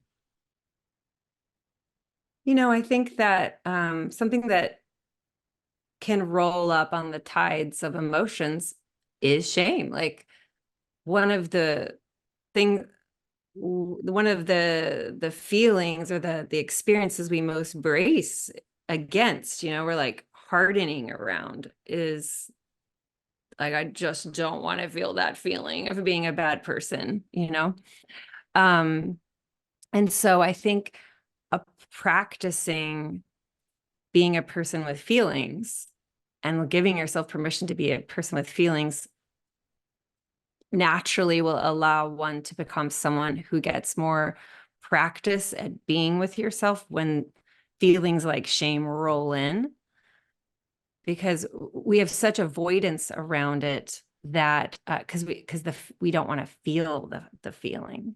But if you're practicing feeling feelings, then it's not such a scary thing to when it shows up, because it will show up, because we're humans. Like, we can't hide the fact that part of our genius is we have feelings. Yeah. Yeah. That brings up a point, what you're saying, that was making me think about also, and I don't know if you already maybe mentioned this, but just expectations of caregiving, of what happens if a person's in a position where they're almost like being forced to be a caregiver and don't want to be necessarily, and where you draw the boundaries with that, as well as a related thing, um, which is this idea that I've heard about a lot over the past few years of like emotional labor, and that sometimes the demands that sometimes people place on you that are treated as like emotional labor, and whether you're consenting to that or not. And it seems like these are sort of like adjacent issues to some of the things we've been talking about. Yeah, I love it. One of the consequences of shame is this feeling like you don't have the permission to have boundaries. So one of the things that grows with the practice of unshaming is more rootedness in your right to be a person with boundaries. And one of the things that just has really come through recently, as I've been doing this month after month, is the truth that I'm the only one that can caretake my wounded inner children. Like, I can go to someone to help me hold them or give me tools and practices to help me with my inner children, but no one else is responsible for caretaking the wounded parts of me. And so I am not responsible for somebody else's inner children, even my own children's inner children. I can support someone in learning how to love them and to hold them and listen to their inner children and take responsibility for them, but I personally cannot be responsible for them.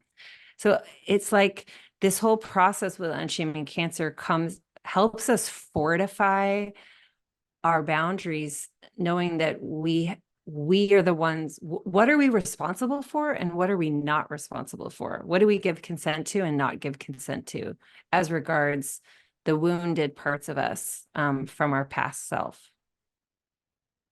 Yeah, that makes a lot of sense. All right. I think that might be good for Yeah. Cancer. Shall we move on Mm-hmm, to mm-hmm, Leo? mm-hmm. Yes. All right. Yeah. So Leo's where we really big time then get into this coupling of selfishness with badness. So one of the things I say is, only from a shame perspective are we conditioned to see sharing and celebrating the self as problematic. Mm, You know, when I think about it from a sun perspective, sun, S-U-N, right, for Leo, I just feel like from a sun solar perspective, how in the world could celebrating yourself, expressing yourself, um, treating yourself as important be a quote unquote bad thing? Like, in its essence, it's deeply untrue. Like, so many things that we call selfish, it's really a fear of being labeled as selfish, because what we're actually talking about, like sharing our gifts with the world, letting people see us express ourselves, like creatively expressing in the world, like sharing that abundant solar light outwards so people can feel it, like wanting to experience yourself participating in life like that. This is what we're here to be doing, to me. And so, like, this Leo shaming as like narcissistic, as self-centered, I think comes from a place where we're all deeply uncomfortable with seeing people who are celebrating themselves. yeah. So it's the core thing is like unshaming and embracing our natural desire to shine. Yeah. And I think that where we get really mixed up here with this one is that the conditioning that we've received around what makes us good gets tied up to this idea of a potential self. Like, when I think back to my younger self, I feel like I was told about my potential, and I was told that what you're supposed to do here is to, like, quote unquote, unlock your potential. And that if I could just figure out how to get to my potential self, that I was succeeding at being this thing called an adult person. And then through my 20s, it was sort of like, any minute now, any minute now, I'm going to figure out I'm going to be proud of myself when I get to that potential self.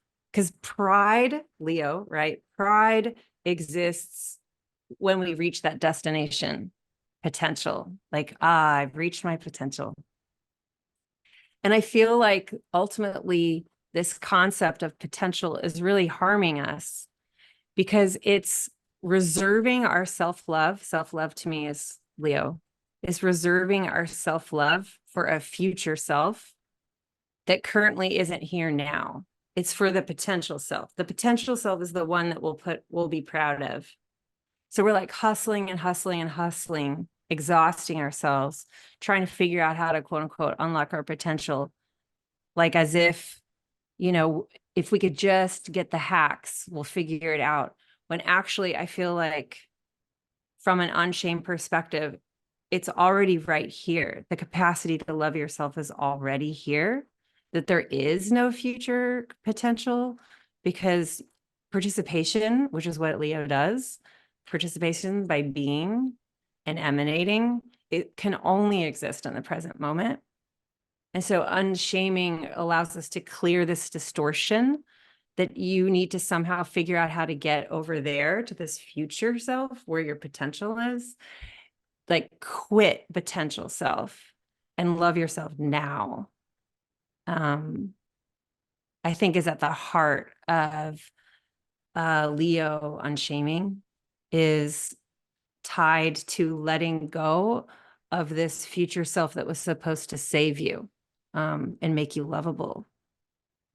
I Like, really where like, does love exist for you now?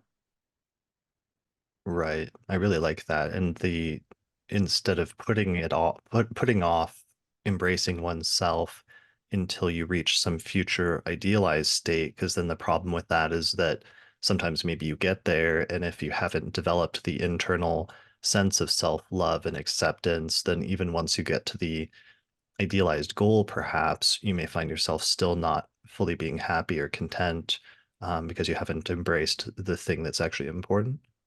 Yeah. And like my funny anecdote on this is that for me, coming from academia, the potential self was going to be Britten LaRue, the celebrated author that everyone can see has all these great ideas that are worth listening to. Like Britten LaRue, the people are talking about, who works really hard and creates these beautiful works of with the written word. And I just completely quit on my potential when I moved onto this mystical path and this astrology path, and just let it go. Like, just let it go and grieve. Like, that path is not going to be the path. What if I could love myself now and start being that person today? And then the irony is, of course, today I am a published author now. I didn't even go look for it. They reached out to me, and I have so much pride. And also, I would love myself whether this book was coming out or not, because I found the way through presence to be with what is beautiful and lovable and worth being proud for in myself, that only I could give myself. No publisher could give that to me. And I feel like this is like me living my Saturn, as someone with Saturn and Leo, is getting to this authority place of pride coming from the present moment. And that does mean celebrating yourself. So that means confronting this idea that celebrating yourself is like this, there's something bad about that. I think I would love to live in a world where we're all just walking around celebrating each other and celebrating the sun in everyone that we meet. Right. I'm trying to like put that into a short like aphorism. I'm trying to come up with it, but it's something like paradoxically the attainment of the idealized future self that's worthy of embrace only comes about as a result of embracing the present, the past self that already exists, or something like that, which is maybe just a different way of stating what I already Mhm. stated and what you already stated earlier. But I like that, especially in the case of your story, because what you described as like a your future idealized thing that you felt like you had to give up, you've now manifested, um, not accidentally, but by focusing on something else that wasn't that, by digging in deep and finding the thing that was most authentic to you, and then the thing that you'd wanted previously ended up coming about, as a result, anyways. Even though that stopped being like your primary focus, it's like yeah, something like that. I'm having a hard time articulating it. Yeah. I think that maybe like the manifestation of whatever an unshamed version of potential is, it may not be that far away from the version of potential that we're holding out for, once we get properly validated, that it comes through the self-validation. And the self-focus is where I feel like that's the Leo piece, is letting yourself be this bright light that shines, for whoever wants to experience it. That's it right there. I think that's it. It's the validation of the self, um, is the thing that actually brings about true validation externally, because like the most genuine form of that Leo energy is the person that just does not give a fuck because they're content with what they are and what their light is and how they shine. And if other people want to like bask in the rays of that, or gain something from it, then that's great. But even if other people don't, the truly Leo who's comfortable in themselves, like they're comfortable in just settling into that and being who they are, and being that center of their own little solar system that just rotates and spins and thinks sort of only unto itself, and that there's something beautiful about that, even though other people sometimes might shame it as being self-centered or self-focused, but what it actually is truly is just the fullest embracement of the self possible. Yeah, I think so. Yeah, yeah, one thing I had written down is the cultural conflation of goodness with selflessness is outrageously harmful. The sun does not understand why we would ever uplift the idea of being selfless, like not the self. When you think about it, it's like, whoa, I can't believe I just fully accepted this, my younger self. But we receive what we've been taught, and this is a big one to unlearn.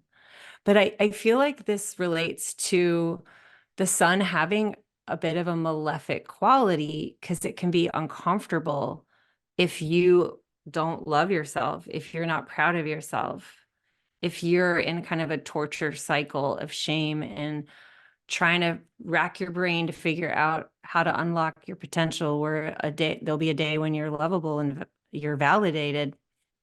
When you're witnessing someone in their full Leo expression, it may feel, it may like hurt almost to receive those sun rays, those solar rays, the warmth of that fire, because it's bringing up for you what you're longing for and don't feel is attainable or close to you right now. So Yeah, to the there, part of you that can feel that in someone else, it might make you want to diminish and like make it small enough that you're digestible, or make it small enough that you don't activate someone's shame. And then here we are in this cycle of everyone doing that. And then I think that ultimately, cumulatively, it's harmful for individuals and as a collective. Yeah, there's a almost like implicit, yeah, feeling of jealousy in that externally of other people, maybe when they see that of like, why can't I embrace myself as well as that person does in some level, or live as authentically as that person does, even if it might appear um, not not goofy, but something from the outside, like extravagant, or I think you have a word in there somewhere in the Leo section that I'm not finding for that, but there was like a term for that I think that you had. I have the fact that some may burn in the brightness of your direct sun is not your fault. The sun has malefic qualities. It is difficult to be a solar being when we are terrified of taking up space and being seen. I don't know if it was in there, but um, I feel like so many people come into my reading space or in my classroom space saying things like, I'm tired of playing small, or I want to take up more. I want to trust that it's safe for me to take up space. And this to me feels like an unshaming Leo piece, because it feels painful to take up that space broadly and radiantly and regally, which is, these are all Leo words, just sitting inside of yourself. If you feel like you're doing that, will create, like, activate a pain story in someone else. So Yeah, it's like, so does that mean we just don't do it? You right. know? Yeah, and to suppress that light, basically, or to hold it back. So, I liked what you said also earlier about selflessness, because societally, one of the highest aspirations sometimes is you're supposed to give up the self and be selfless. And that societally, we almost value selflessness sometimes over selfishness. So the shame component is like very much built into that, so that sometimes people have a hard time embracing that because it seems the opposite of like a core, almost like ethical value. Yeah. And something I've shared, that's an interesting one here, because I think some of this thinking does come from like a certain streak of Christian rhetoric, is that when you say, as we've been told Jesus said, love your neighbor as yourself, when you really break that down, suggests to me that Jesus meant that you should love yourself a whole lot, because the degree that you love yourself is going to be the degree to which you can love your neighbor. So if you love yourself a whole lot, then you can love your neighbor a whole lot. And what I found from being with this is that the limits we place on how much we love ourselves are going to be the limits that we can feel love for other people. So thus, it's not selfish. Yeah, that's really good. I'm glad you mentioned the Christian component because that's part of where that cultural idea comes from, and they're at the core of that at some point, like whatever the original teachings of Jesus were, there was some kind of Piscean component there that seemed very much about selflessness and, giving things up. And it's interesting then that we're coming back to another discussion, like you mentioned earlier, of those inconjunct signs that are Mm, that have that aversion to each other because they don't share any of the same zodiacal qualities, where it's like Leo is a fixed sign and Pisces is a mutable sign. Leo is a fire sign and Pisces is a water sign. Leo is a diurnal sign and Pisces is a nocturnal sign. And so they, don't have points of relating to each other, but therein we see some of the basic um, qualities or societal things that come up that they represent that can be authentically good, but that sometimes they end up shaming each other for. yeah, I love that. Yeah, I feel like I live that in conjunct, in the sense that, um, the sign where I have my Saturn is ruled by my sun in Jupiter, in Pisces. And so there's kind of like this piece there around the growing, the work of practicing self-love helps me to exude more love broadly in my Piscean expression. Hmm. Mm-hmm. That makes sense. That makes sense. And then also a little bit with the societal stuff, we get a little bit of that tension with the opposition from Aquarius as well, where Leo tends to center the self versus Aquarius tends to center the other, or maybe a better way to put that is like the outsider. Oftentimes is like kind of what Aquarius is. Mm-hmm. Mm-hmm. Yeah. And and in that sense, the polarity, I feel like, reveals that they're parts of the same whole. The part of you that's in is deeply connected to you. The part of it's that's outside. And what can they respect from one another in one another? Mhm. Yeah, and there's some kind of balance between like with those two in that polarity of like the desire to be cool versus like the desire to be okay being weird. And I reflect on that and I try to figure that out, but there's something there about that dynamic between those two because then it becomes reciprocal. And that was one of the things I think we talked about in the Aquarius episode last year was then sometimes Aquarius does something that's like out of the ordinary that puts them on the outside, which it looks weird at first and looks not appropriate societally, but then eventually it sort of like catches on, and then that becomes the cool thing, that becomes the centralized Leo thing that everyone's starts revolving around. And it just goes becomes this back and forth between those two. Yeah. I have this thing that came forward with both those signs was something along the lines of like, in order to be anything, you have to first be cringy at it. Right. And this idea, both Leo and Aquarius, when they make a different move, could be called trying to get attention. Like the Leo is trying to get attention at performing some new role or whatever it is that there is the role they're playing, to take the actor kind of archetype of Leo. And then with Aquarius, it's like as you maybe deviate in some way from a norm, you could be accused of trying to get attention for it. But in this sense, to me, in both cases, we have to allow authenticity to be emergent and not authenticity not be our loyalty to consistency. Because when authenticity is emergent, we're going to allow ourselves to try on a new thing. And maybe the first time you show people like your new thing, it's kind of cringy because it's like, what are they doing? And you feel sort of like, am I acting this role well? Like, am I doing a okay job at this? But from an unshamed perspective, you're just allowing yourself to play out your emergent authenticity. I love that. All right, good. I think that's good for Leo, yeah? Yep. Mhm. All right, let's move on to talking about unshaming Virgo. Yeah. What, first of all, one of the things that came up with this one is I was feeling into like,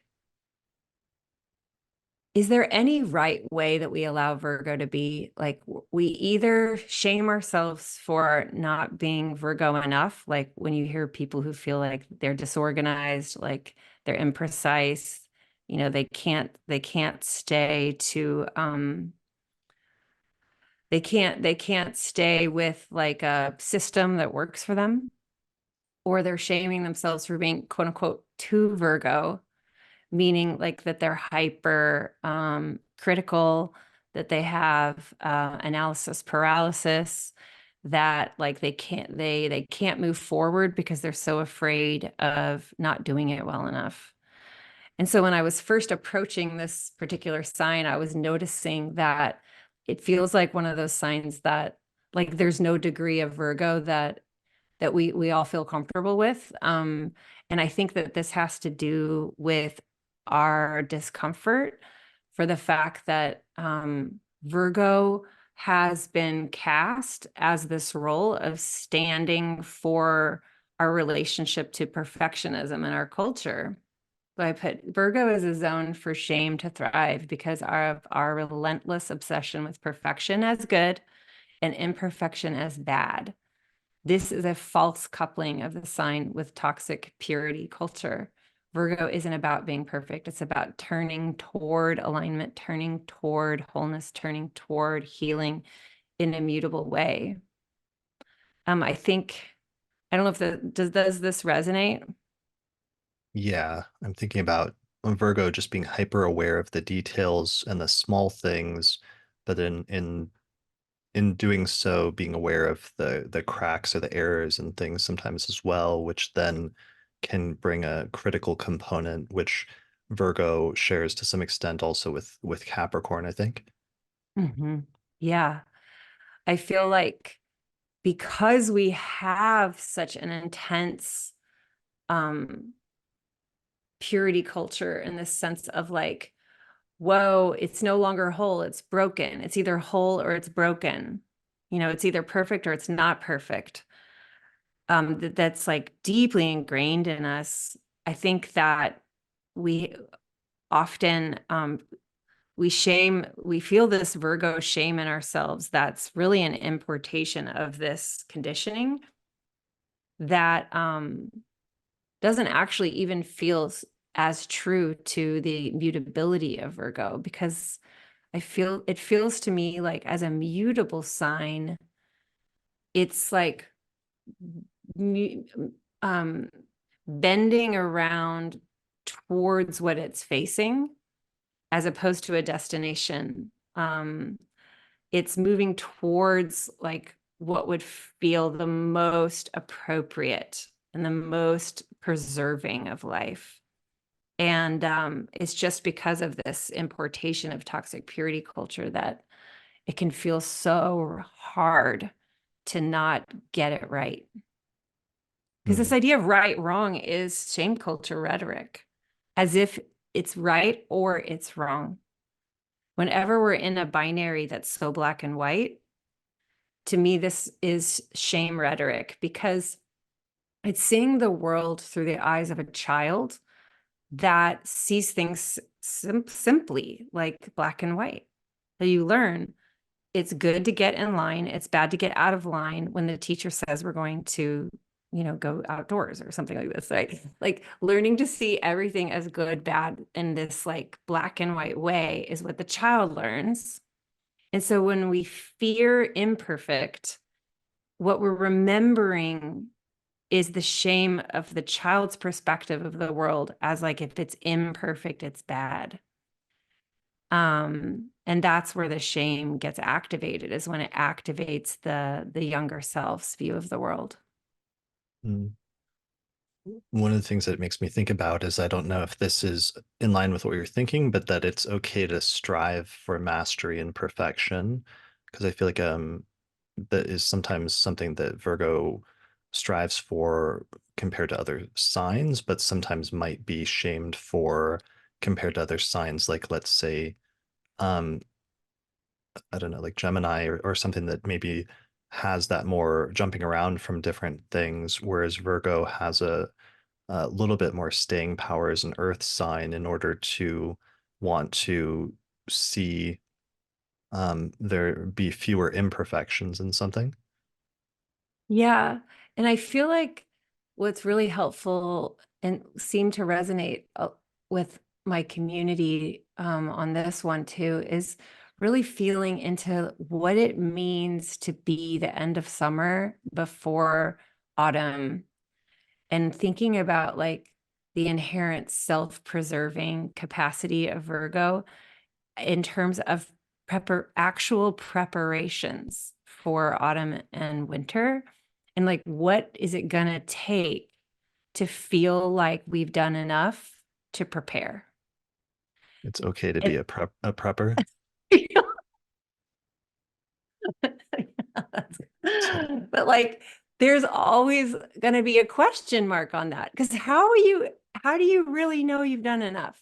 Like, you don't know until winter's over and you're still alive or you're not, you know? Like, there's an aspect to the wisdom of Virgo where there's a question mark on have I done enough that is inherently about the preservation of life. And that is really, really beautiful and necessary for us humans. Yeah, for sure, definitely. And appreciated by the other, well, it may not be appreciated by the humans at the time the like preparing is done. It's like when it's in the middle of winter, and everyone then is like super happy that the Virgo like stored away all the food and everything is like organized and easily accessible, and that somebody had like thought ahead of those things, like then it's appreciated quite a bit. Yeah, and I think part of unshaming Virgo then can also be related to the way our present time self relates to the future self. And what I've learned is that we'll project onto the future the shame that we have in the present. We'll project onto the future the fear of failure that we see as part of who we are in the present moment. And so there can be this unshaming the Virgo part of you has a lot to do, I think, with loving who you are now and trusting that you are preparing the way for what your future self will most appreciate from you. And like clearing out the debris and the distortions of shame there allows you to believe in yourself as a person who is setting up your future self for what they're going to love to have from you. Yeah, for sure. All right. And then you had another one here about Virgo as well, right? Yes. The audacity to be picky as fuck. I have found it to be true that when I pretend I am not fussy, I end up causing harm. Somewhere along the way, maybe you got shame for being difficult. And I feel like this is a little bit of a different fussiness, right, than the Taurus fussiness. It's more of like a preference for details being cared for, like the preservation, the life preserving tendency as it shows up to the details of your life and how you revere life by caring for said details, for caring for these details. And so I've noticed in myself that I tend to want to hide from other people how fussy I am about details because maybe I'll come across as difficult or unloving or like I'm hurting someone's feelings if I want them to go back and relook at things if they're helping me, for example. Like as a businesswoman who's learning to have people who support me, this has been a whole learning process because I'm very Piscean, but I like very privately have these, Virgo preferences, this Virgo fussiness about me, and handing over um, that fussiness to people who help me has been a scary thing. Like someone will think that I'm judging them. Someone will think that I don't think that they're good at details, that I'm being hard on them. And so then if I pretend like I don't care, like it's no big deal. It's no big deal. I'm actually not being a clear person and I'm not really letting someone support me because part of supporting me, if someone wants to be in that relationship with me, is going to be allowing me to be fussy about what I care about. And being able to take my suggestions or take my, can you go back and edit as part of being in devotion to my business and devotion to what I really care about in this life. So I think unshaming Virgo can have to do with trusting that like your details for you, whatever that looks like, those edges of like knife sharpening is how you bring your service in the world and let people in to those to support you in letting that just be part of who you are. That's been something I've been learning about, especially the last couple of years. Yeah, that's amazing. And part of the shame with Virgo, I think, is that societally others, or let's say most people, don't care about the details or don't sweat the small things as much. We even have that phrase, which is like a shaming phrase of like, don't sweat the small stuff. Um, and that's tricky for Virgo because Virgo focuses on and is almost like archetypally like a microscope that can see all the small things. And like an editor, for example, like as somebody that just recently published a book, like I'm sure you have grown a sudden appreciation for editors and the work that they play and being able to see like those little words. Because once you've been writing a book for a long enough time, you cannot see it. Like it just becomes all the words flow together because you know what's in your head of what the page is supposed to be, but sometimes it takes that other external person that has a good eye to like catch that there's like a punctuation missing or that there's a word that's misspelled or something like that. And I think that's interesting because um, Virgo, in seeing those small things, they often also end up playing an invisible role that's behind the scenes, which makes me think of how Mercury is the planet that gets close to the sun and goes under the beams of the sun so that it can't be seen the most often astronomically out of any of the planets. And then indeed, um, Virgo then often plays that support role that's behind the scenes, and that's kind of the transition from Leo to Virgo is being okay playing the support role and embracing it that you don't necessarily need to be the center of attention of everything in order Mm. to be valuable and do good work and be a human being who's successful. I love that. Thank you. Yeah. Um, all right. Is there anything else we should say about Virgo? I mean, your point here was just it's okay, the audacity to be picky. And even though pickiness is sometimes said to be like a negative quality, there's a value to pickiness as well. Yes. Yes. In the writing process, I um I really like that side of it too. Like when I'm first writing, I really like to be in this expansive space of letting all kinds of things come through, but then coming through it and like fine tuning and just tinkering and tinkering and tinkering at sections or a sentence. I feel like there's something really pleasurable about that. And I feel like it's like helping us hone at that really unique uh we've eliminated all other options and this is precisely what must be said kind of practice that I find really really special. Yeah, for sure. It's reminding me in my introduction to my book, I thanked my partner Lisa Scheim and her Virgo moon because she caught so many typos in my book. She just has this like superhuman ability to like see typos, and then that becomes largely behind the scenes work because everyone reads the final product, so they see they benefit from the results of that. But again, they don't actually see how much behind the scenes work then went in from that support role. And Mhm. there's something core about that with a Virgo that I think is really important. That's almost like the gift and the curse, except it's not a curse at all. It's a valuable part of the workings of the universe and like how everything works by having people that can play that role. Yeah.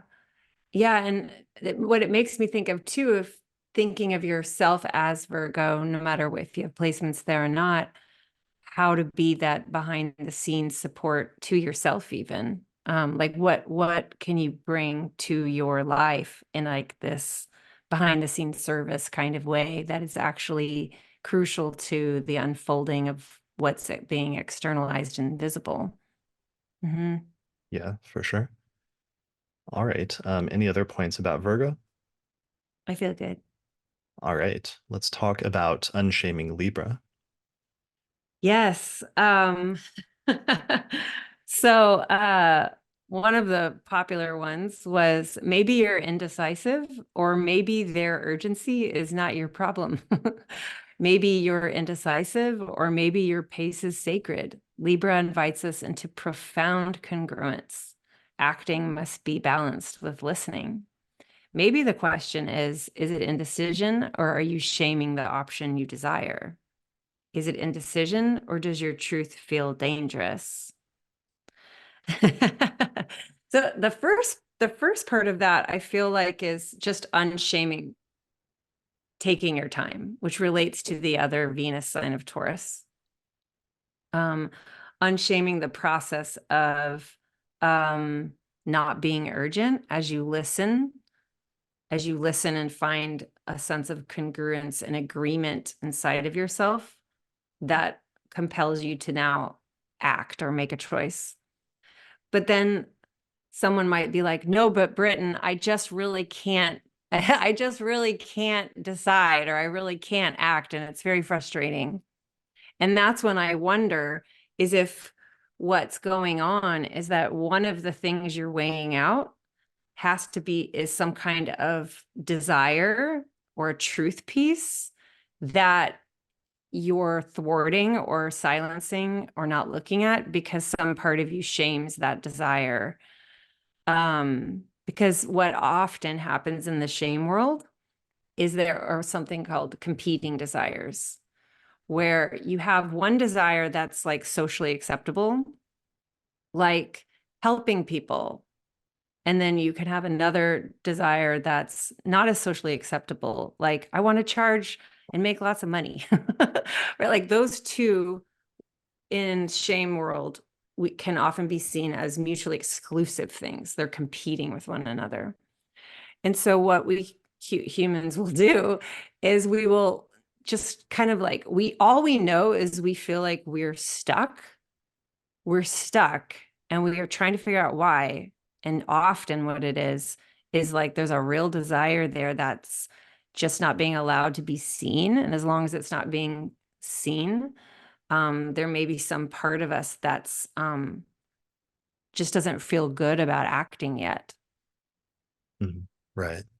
That makes sense. And seeing part of what you're saying is like unshaming, seeing both sides and even going back and forth between those and like choosing one thing, but then maybe stepping back and choosing the other, and then maybe going back and forth, which is the very definition of indecision, like you said. But it's interesting to think about that as a process of alternating between two seemingly opposite things, and in that way, combining both.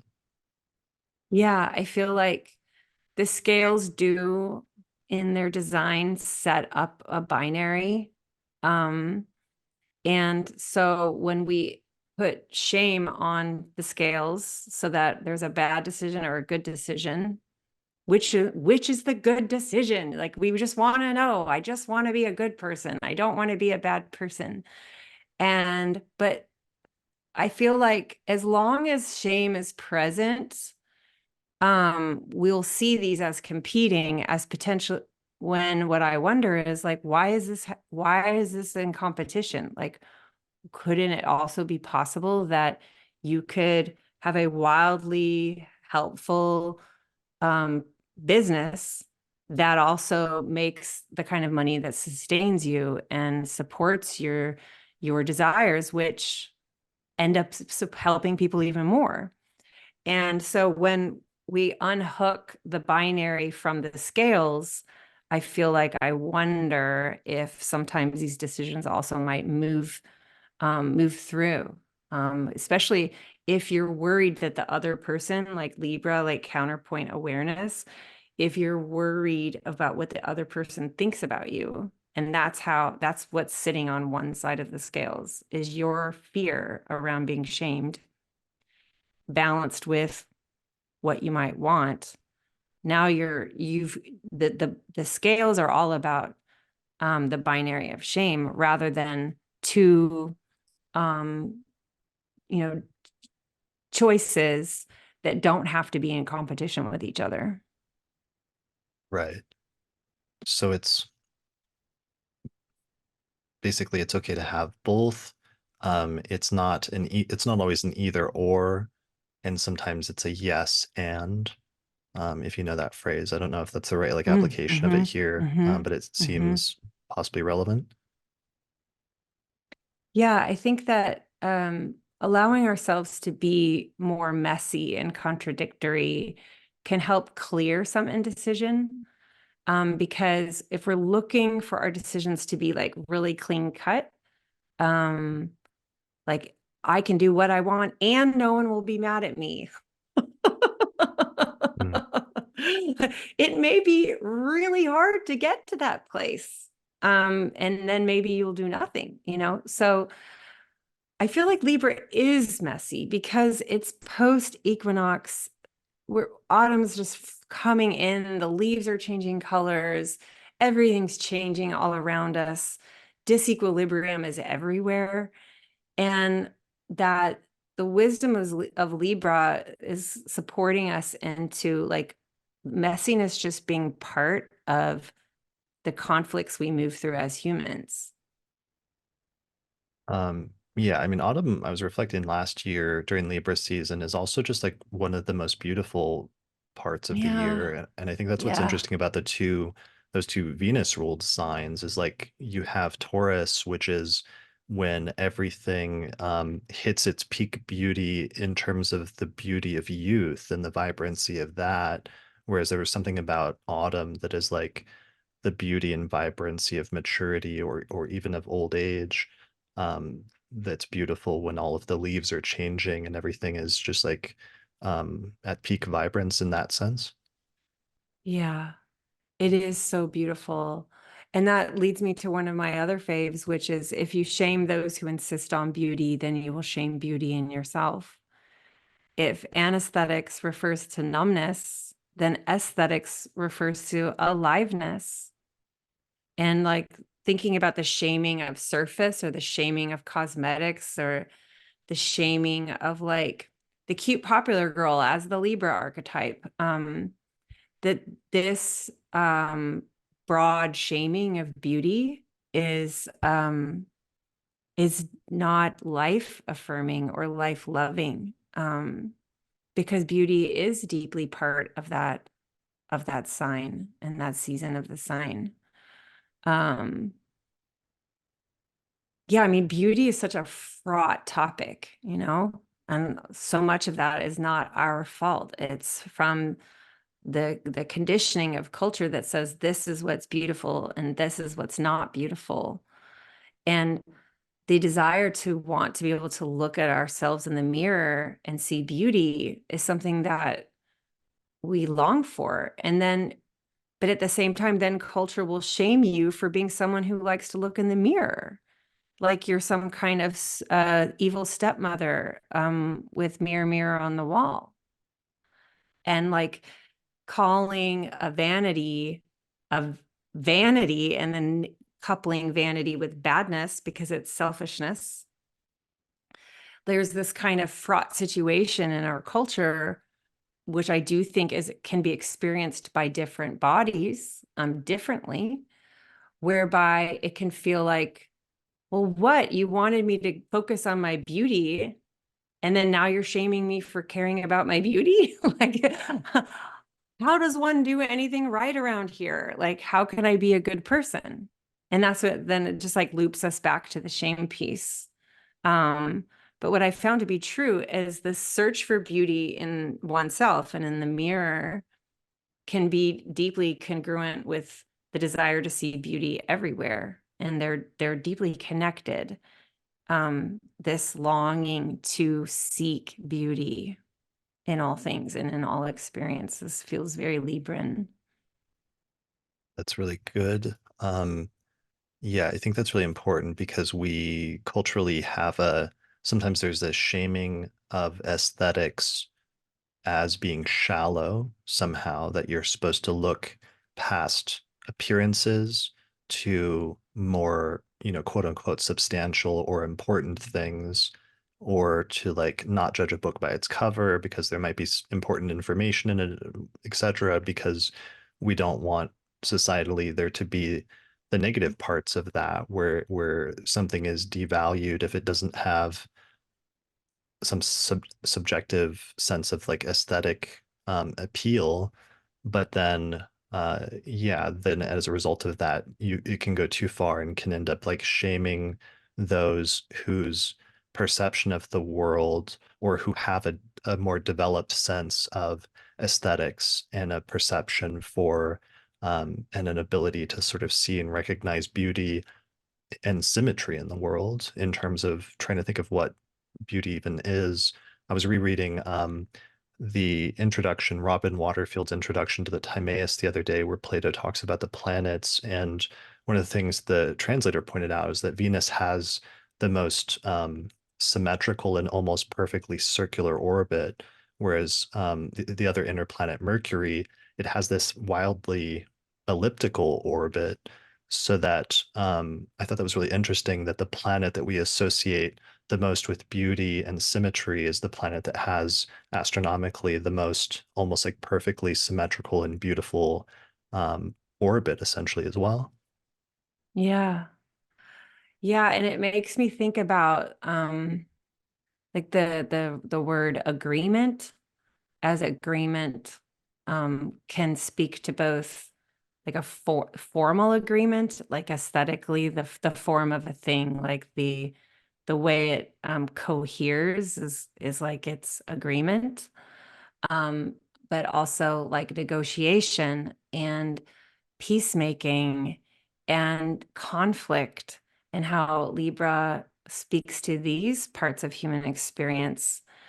And something that came through in the Libra workshop was this idea like, what if disagreement is not invalidation?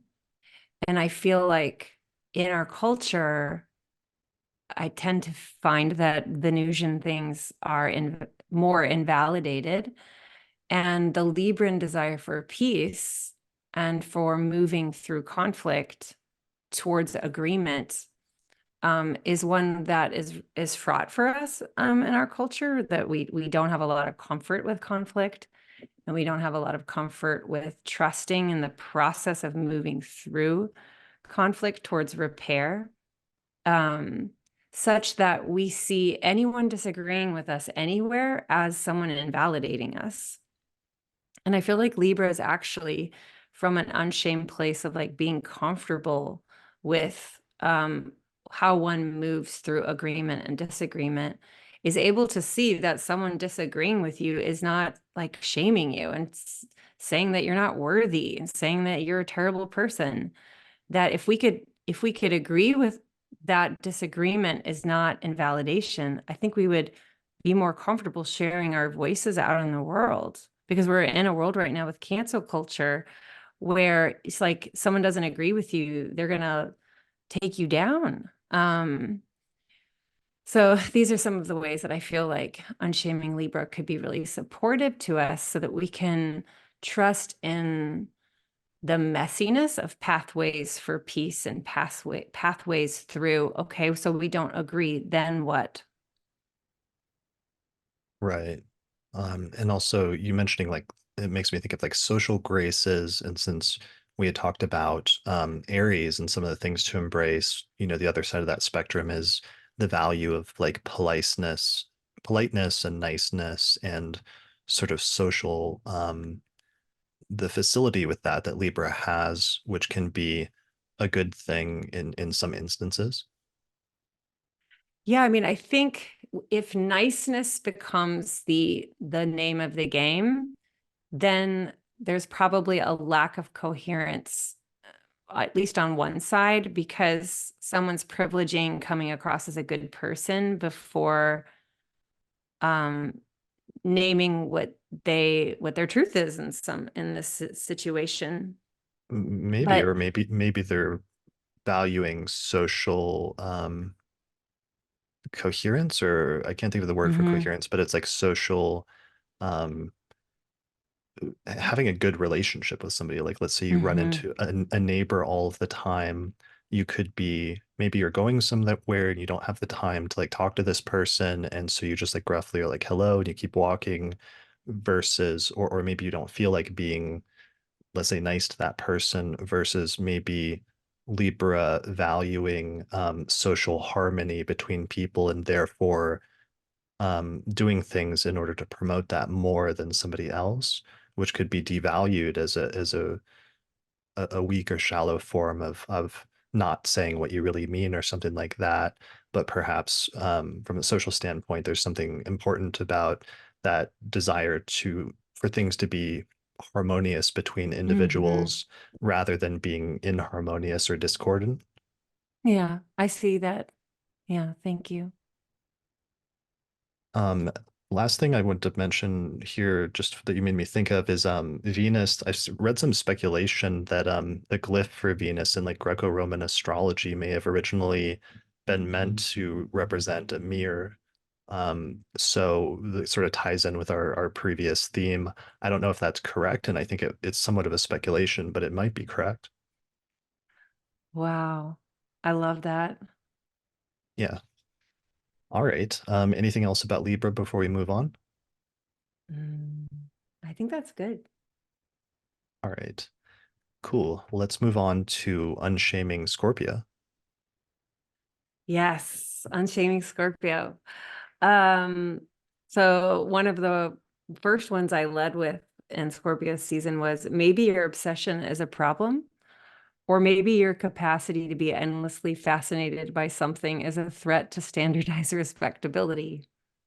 Overculture wants us to be only moderately politely into things, lest we shock one another with the horror of our deep interest.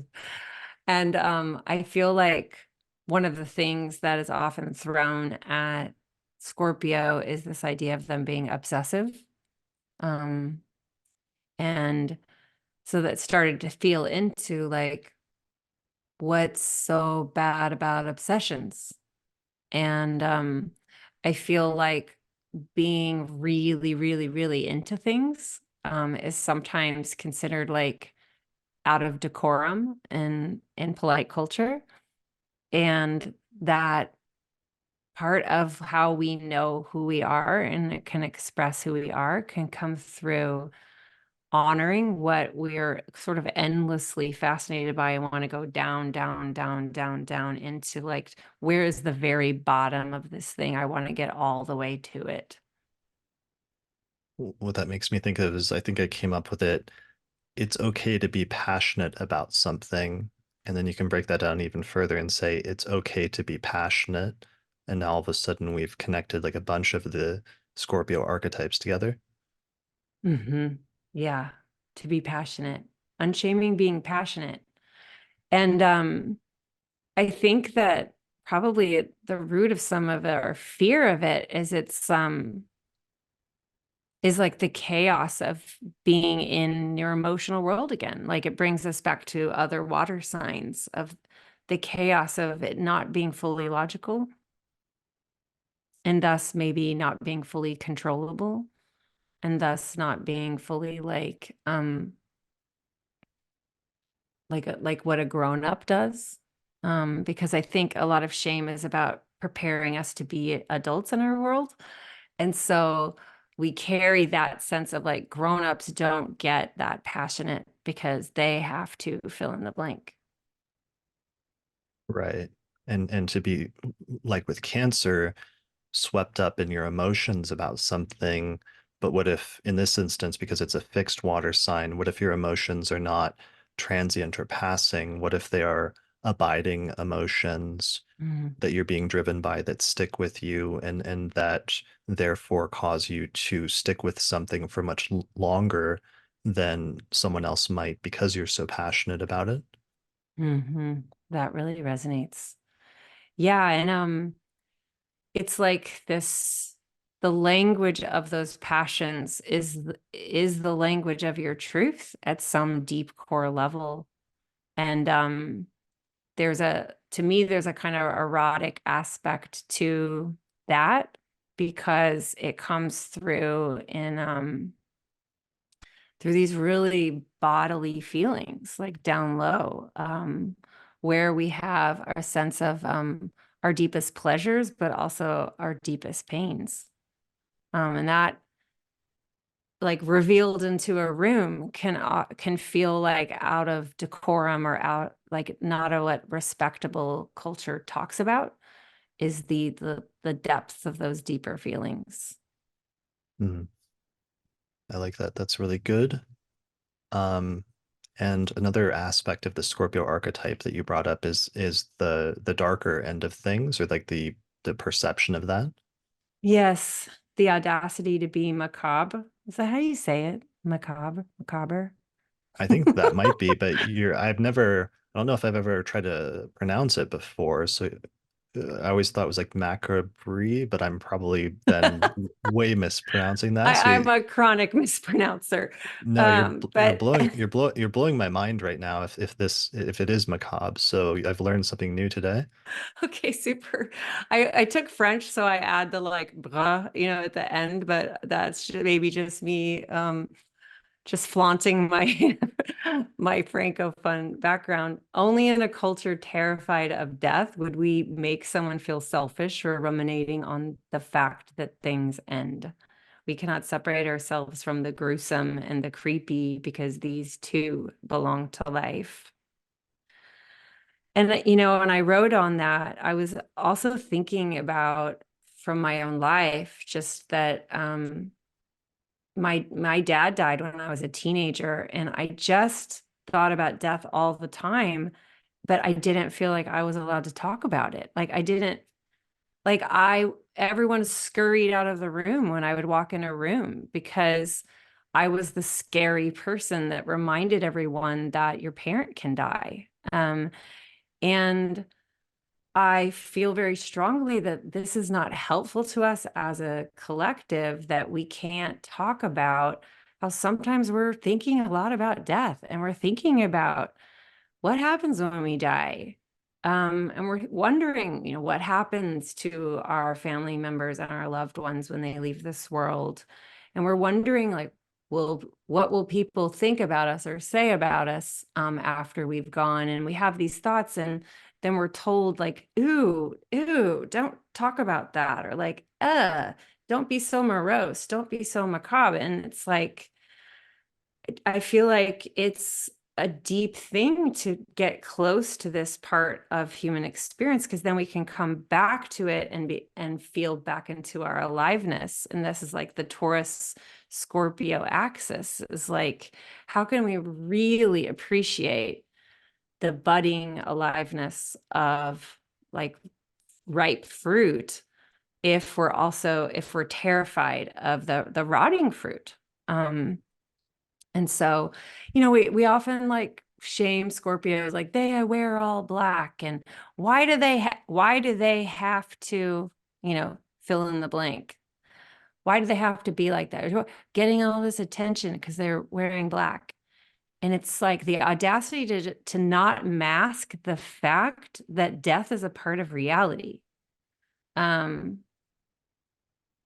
And maybe that feels like truth. Maybe that feels way more authentic than this pretense that this isn't all going to end. Yeah, for sure. I mean, societally, people are very uncomfortable talking about death and loss and pain and things in that area. And it becomes things that people would just rather not talk about or would rather overlook, or especially if a person has never suffered like a major death or loss, they don't know how to interface as well with that side of life versus those of us, like I also lost my father when I was 5, so that are more familiar with those things have more of a familiarity or comfort, like knowing what that's like and knowing the possibilities of things that can happen and of the full range of human experience. But sometimes that's really important because sometimes those people can put those things to good use as, for example, like grief counselors or other people like that that actually specialize in like knowing how to talk to people and to help people that are in those situations. Oh, yes, so much. Yes. And yeah, I think this, there's this sense with the Scorpio part of us where you feel punished for just speaking what is just honest. Like it's just it's just the truth. Like, I'm not trying to hurt your feelings about the fact that death is a part of life. Like, it just is. And there can be this sense with Scorpio where it's like, um, is it that I'm too honest actually? Like, am I really too much? Or do you just not have the capacity to be with what I'm saying? Like, why am I taking this on as my shame that I'm this like sad, morose, too truthful person when I'm just speaking what is actually true to me about being a human? Yeah, and it's the same issue that we ran into with like Aries, where they can be shamed for being like brusque or using, let's say foul language or abrasive language, or being, I'm trying to think of like the other keywords we were talking about, but there's like a similar Mhm. thing there, and it's coming partially from Mars and the, having the audacity to be really genuinely honest about something, even if it's uncomfortable or even if other people don't like the way it sounds. And it reminds me how in just a couple episodes ago, Demetra and I did the myth episode on how the planets came to be assigned to the Greek gods and how they were patterning them after the Mesopotamian gods. And when we got to Mars, it was actually really interesting because with Mars, um, they picked the Greek god Ares, which is the god of war, which fit one aspect of the earlier Mesopotamian deity who dealt with war. But there was another aspect of that deity in Mesopotamia, which is that it was also the god of the underworld, and that part of the planetary myth didn't necessarily get passed on because they picked Ares, the god of war, in the Greek pantheon. And so we sort of lost out on some of that meaning in the transmission, which otherwise would have been assigned to Pluto. Like Mm. Pluto would have been the alternative for that, the name that they could have picked. But I feel like we see some of that coming through here with Scorpio, the other sign that Mars rules besides Aries. Yeah. Oh, I love that history piece. Thank you. Yeah. Yeah. I had asked, is my directness a problem, or is it that you feel threatened by the clarity of my edges? Mm. And I have a daughter with 5 planets in Scorpio, so she teaches me so much about Scorpio. Um, she is just so direct, and she's been judged her whole life for people misreading it as being rude, and it's like it doesn't process for her because she's just saying like, oh, I don't like that. It's not personal, it's just directness. And wouldn't it be great if we could all just be direct with one another and not have to um pretend because we're afraid that somebody doesn't like the way our edges are poking at them? Yeah, so embracing the ability to be direct and piercing and to get to the bottom of things. Yeah, it's a beautiful and important human skill. It's good. All right. I think I like that. That's good for Scorpio. Yeah. Great. Let's move on to talking about unshaming Sagittarius. Yes. So I led with the audacity to be shameless, which is playful. Because I feel like Sag has this kind of a um you're so shameless energy about it. Only in a culture of shame would we be resentful of someone who isn't paralyzed by the threat of consequences. Sag shamelessness has intelligence to break you free from the decay of decorum. Unshame shamelessness, because what feels good is also wisdom. And yeah, I feel like for this one, um, it's like there's this sense with Sagittarius of like, how dare you? How dare you be so free? How dare you not contort to the like the rules the way the rest of us are? um I think that there can be this sense of like resentment with Sagittarius, that Sagittarius isn't kowtowing more, isn't bending more to like the rules of discipline and the disciplinary nature of shame. And so I felt into that, like what can that be teaching us? Like what is Sag actually teaching through blowing that off? Because whatever we're shaming in someone else is actually revealing something about what we want in many ways. Like, oh, maybe what it is that we want to feel more free to just express our fire, go where it goes, follow the fire wherever it's leading us, change direction, follow our different passions, shamelessly. And what is inherent to that is actually really beautiful, that is supporting us in why we're even here.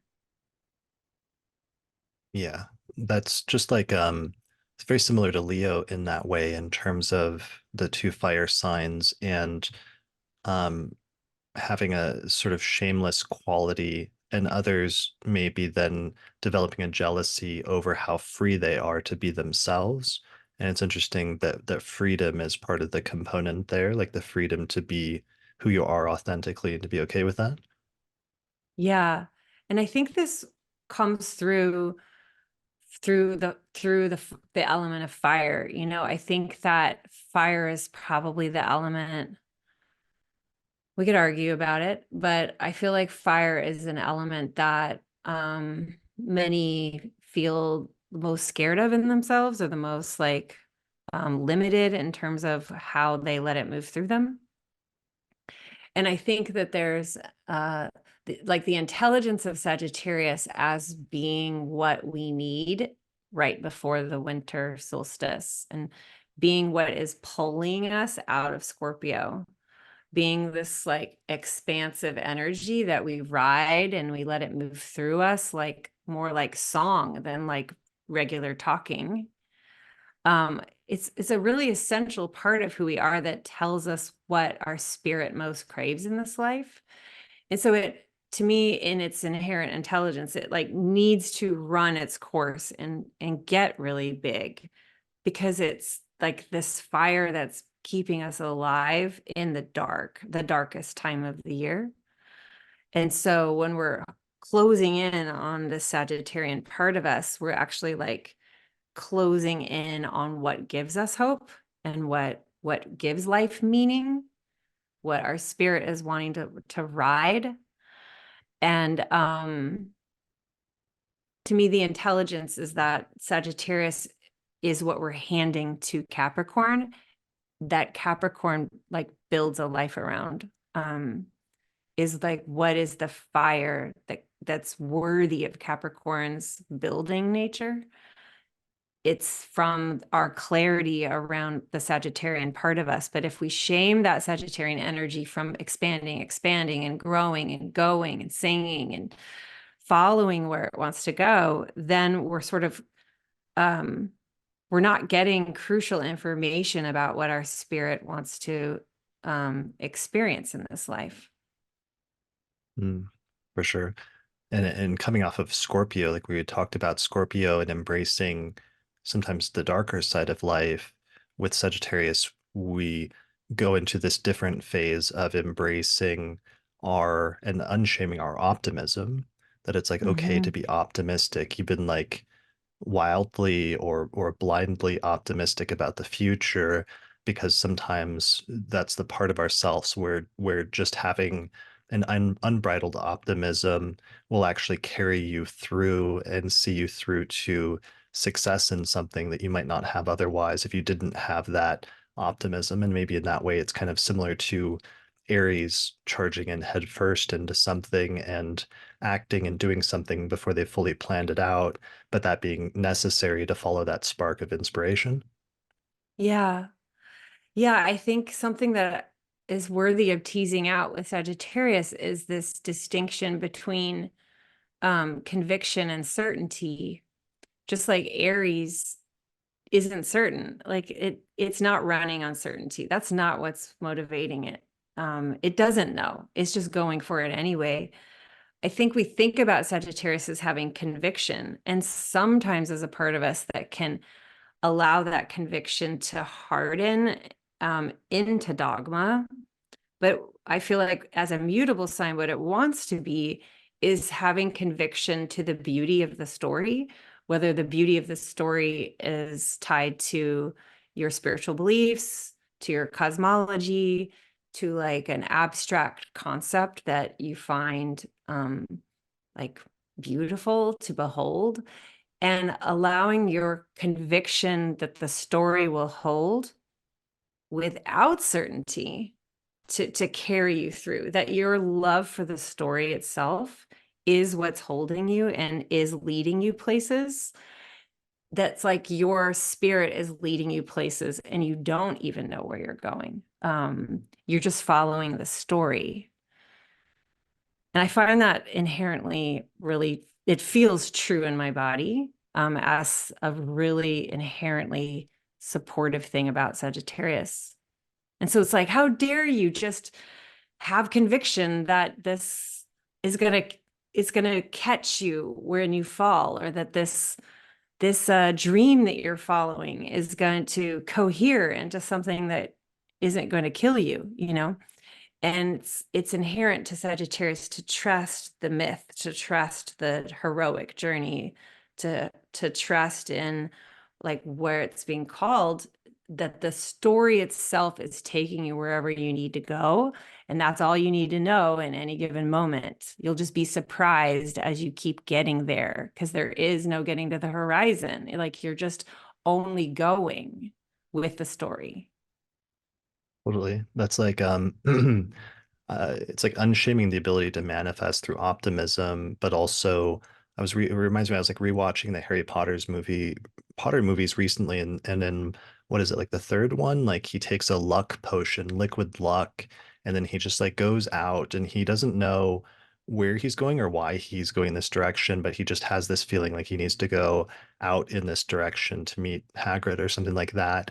And then through that, he just falls into a whole series of successful things and accomplishing exactly what he wanted and needed to accomplish, even though he didn't really have a plan for why he was going to go out on this specific route that seemed unlikely to yield in success. But he just had this like feeling, and that ended up being it. I mean, that's something I think, yeah, so luck might be a good keyword for Sagittarius. And it's something I think that other people can feel jealousy or want to shame, because that doesn't always work for everybody. Like that was one of the big issues in like the mid 2000s with like, I don't know, The Secret and stuff like that, when that was really popular. I don't know if you Mm. remember, where, maybe some people are more successful at like, broadly speaking, let's say manifesting things than others, but sometimes, because that doesn't work for certain people. But maybe there are some people where that approach to or orientation towards life fuels something in them that leads to success more than others, and through embracing that they actually tap into something that's core to who they are. Yeah. Yeah, I really love that. I feel like with Sagittarius, I like to think about how you never know what's next in the story, and like what may feel like a hardship or a loss may be creating a way for you to get this other opportunity or meet this other person. And then something that might appear as like lucky, or like, look at them, they have such good fortune, like fortune follows them. Well, maybe in 5 years, because this thing unfolded for them, it led to this other thing that was very hard for them. Maybe the person they fell in love with dies of cancer, and now they're dealing with the loss of this great love. And so I feel like there's an aspect to Sagittarius that is not just actually about trusting in good fortune, as trusting that fortune is taking you places and building a story of your life for you, no matter what it might feel like, good, bad in a given moment. That I That's think is great. it's a real gift to carry that, I think, that Yeah, like trust. trusting in the plan, Mm-hmm. Mm-hmm. or that there is a plan, or something like that. hmm And maybe that's where maybe destiny can be rolled into a sign like um Sagittarius. Like obviously destiny, people are free to believe in destiny or not believe in destiny. But I feel like there's a Sagittarian part of us that would like to trust that a pattern is cohering, that's working and collaborating with forces seen and unseen. Um, that like we have personal will that's following the passion, following the story, and there's like a kind of fortune fates, like that's a part of astrology. There's an aspect of fortune being at play here, and just trusting that it has an intelligence that's not trying to torture us. I think that's really interesting because there really to think that there is a plan or a grand scheme for things, that there's some sort of intelligent, design or intelligence to the universe. I mean, that is a very optimistic position to take in and of itself. So maybe that's why it ties in with Sag, because that is a very optimistic, almost like philosophy of life, as opposed to, let's say, a more pessimistic one, which is just like there is no plan, none of it's meaningful, etc. Um, and that actually helps me understand Sag a little bit better, I think, in understanding that, as well as how that can be important and valuable, and the need to unshame that rather than view it as a sort of blind optimism or a naive one. Yeah, it is in fact quite brave, I think. Right. Yeah. All right. Is there anything else you wanted to mention about Sag? Well, I love this one that comes from the idea of Sagittarius telling tall tales and like inflating stories. Unshamed taking up space in your own story. Bring me your tall tales, the ones where you take up so much space. I have found it to be true that when I resist amplifying myself overtly, I will do it in the shadow realm. The urge to minimize one's story is a consequence of deep shame for existing. Astrology transmutes the shame of existing because it asks us to stretch ourselves as big as the sky. Um, yeah, I feel like something that a piece in this too is this idea that like taking up space in your story is somehow like bringing in this personal bias that is going to like throw your story out of alignment, or like maybe it's not true anymore. And something that I learned, in academia and in art history is a form of history, and learning about how all history is biased, like all history is subjective and it's all partial. It's all from the position of the person telling the story. And even like academic writing that seems extremely objective and seemed very data-based, it's still telling a biased story by what it's not saying and what it's omitting from the story.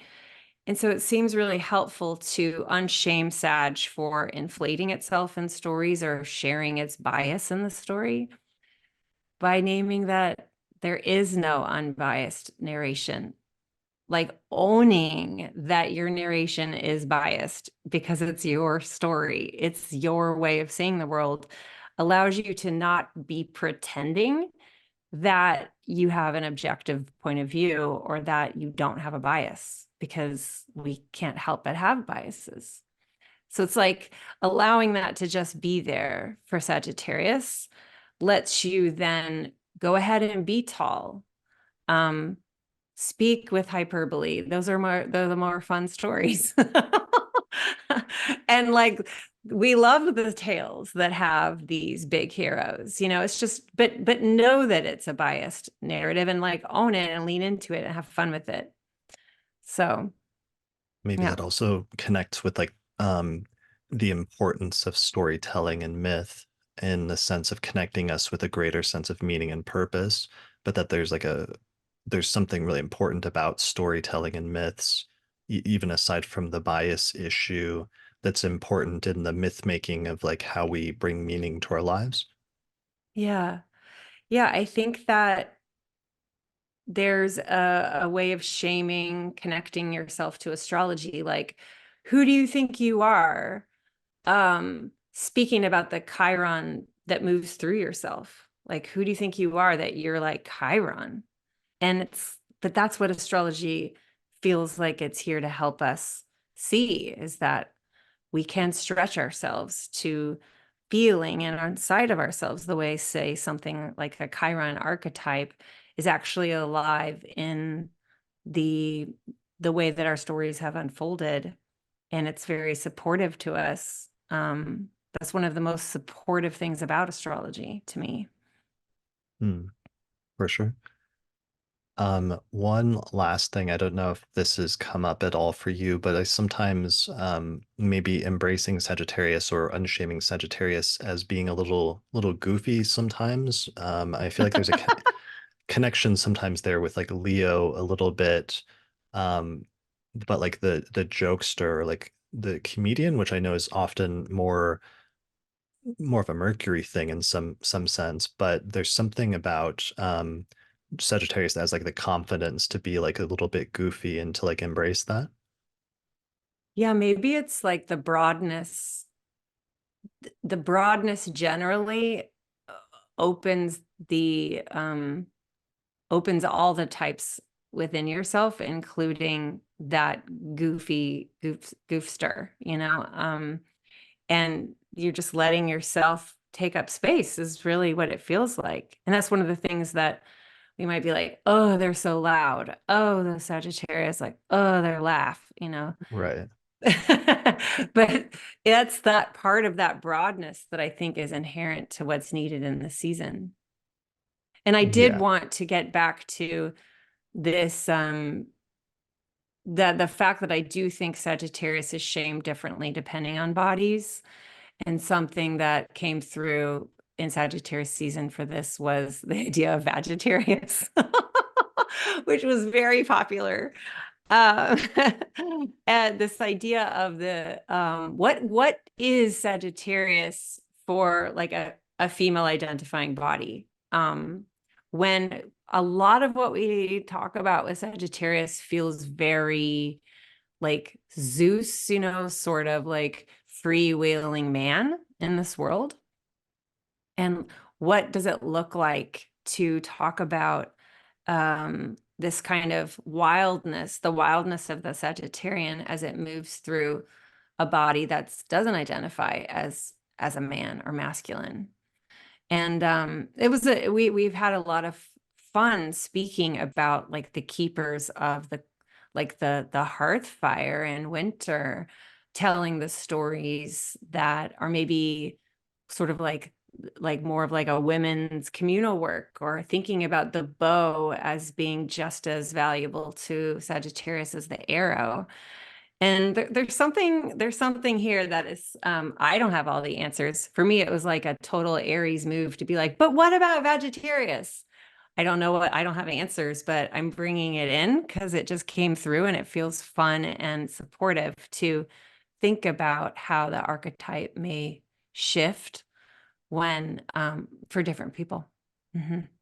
Yeah, totally. That ties in really nicely with that early discussion about like the flip side with like Cancer masculine types.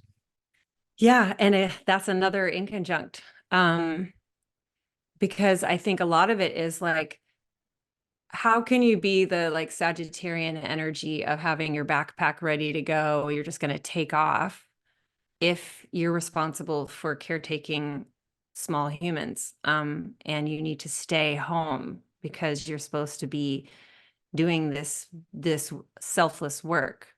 What does it look like to talk about that kind of freedom that doesn't look like an archetype that would shame someone for abandoning their responsibilities, caretaking wise?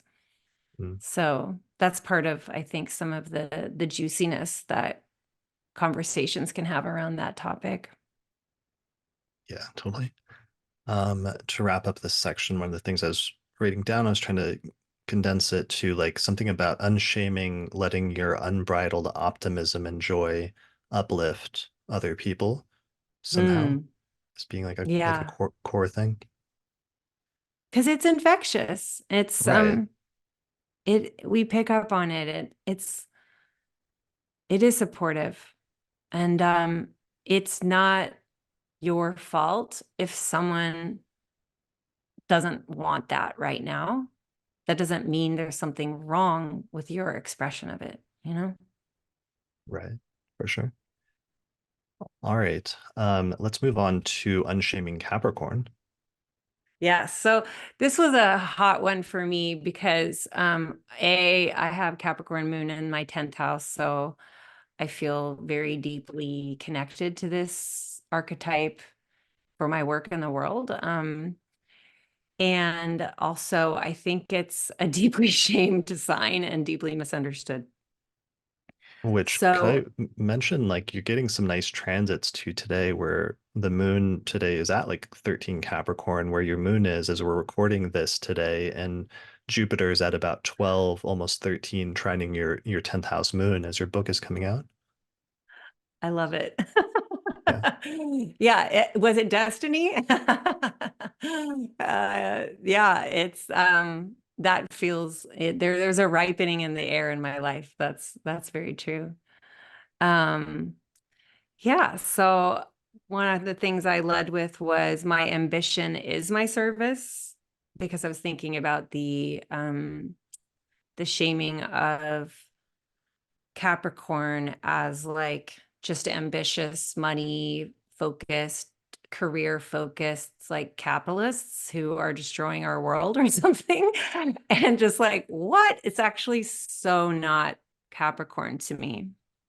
So I said, what if we expand the term ambition to mean the sincere and ardent commitment to showing up for what matters to you? For staying connected to your channel as long as necessary to complete the task of your heart. Shaming my ambition leads to lack of congruence because then I'm simply not being honest about who I am. Yeah, I feel like that this is a case of coupling, right? The coupling of ambition with badness or the coupling of ambitious with selfishness. Um, is not helpful because whatever that energy is that is ambition that we feel in the Capricorn part of us that's like gonna keep going and has a focus and is like constricting everything towards like what really matters to you. This focused devotion is then what you can give the world with that Capricorn part of you. And so it feels to me like I wouldn't show up to my service if I wasn't deeply supported by a Capricorn part of myself that is ambitious about the path that I'm on, which to me means like deeply committed. I fully turned towards it fully. Um, what happens then? And I do think ambition is shamed differently for different bodies too. Um, and I think the shame on this one often is rooted in the sense of shaming someone for their ambition because you wish that they would give you that kind of them that kind of attention. They wish that I would do something else with that focus, is what it feels like to me. But to me, it's like this service, this vision is what I'm here to work for, and that's that ambition. Yeah, and being dedicated to one's priorities and goals, or maybe having a very specific and well-defined set of priorities and goals that may or may not align with other people's. Right. Yeah, I like a lot of adaptability in my career, let's say, in my life. I do. I'm a very mutable person.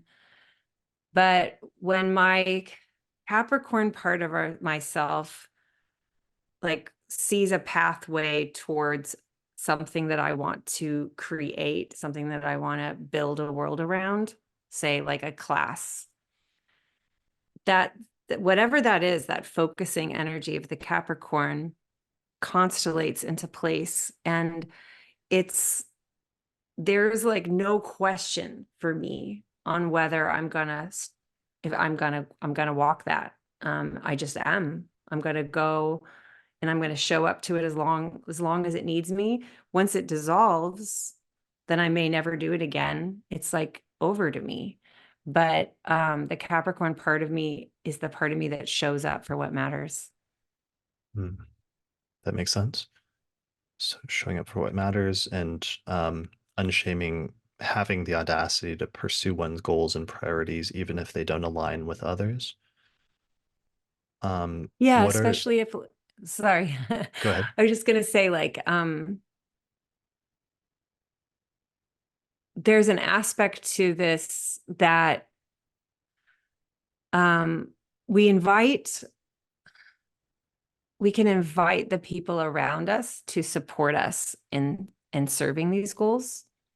Um, we can give our loved ones the opportunity to celebrate and support our commitment to what matters to us. I think that when there's shame, there can be this fear that the people in your life don't actually support you and the people in your life don't actually want you to have this. And so we might like doggedly double down on like a myopic focus, which then may not actually be well received by the people in our lives because it's like move out of the way. Um, but I think that when we can soften into trusting that support is available for us, this is where I feel like Venus and Saturn together are just so lovely when we trust that support is available from our community, our ecosystem, then we can really show up to what we care about without feeling shamed, like we're supposed to put our attention somewhere else to make people happy. Hmm, that makes sense. And you also said that there's an important like respect component to Capricorn as well, right? Yeah, this one is this is a zesty thing because I'm leading with not here to respect everyone, not here for everyone's respect. So there's an important request for nuance here because in this telling, in this framework, of course, respecting the inherent dignity and the right to humanness and the right to live of all beings. But I think that Capricorn is a part of us that has what we can call high standards, that has like, or at least has standards of what that we respect. Like it's a feeling inside of like, I respect that person's standards. I respect the choices that they're making. I respect how they show up to this life. And there can be a sense with Capricorn, like that part is um, the people are going to think that I judge them. So there's a fear of respecting that.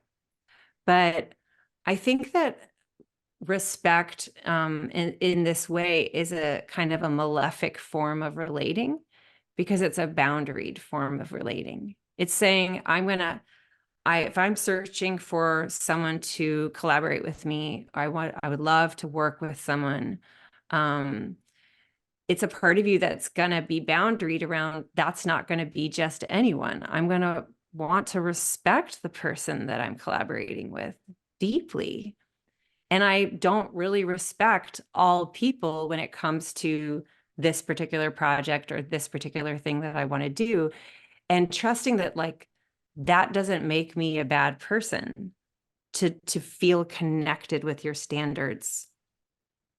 I feel like the intelligence of respect is rooted in the constraint of like waiting to know that you respect someone, holding back that sense of like, I don't have to just willy-nilly respect everyone. I can wait and feel like the proof, the evidence of like, whoa, I just really respect this person.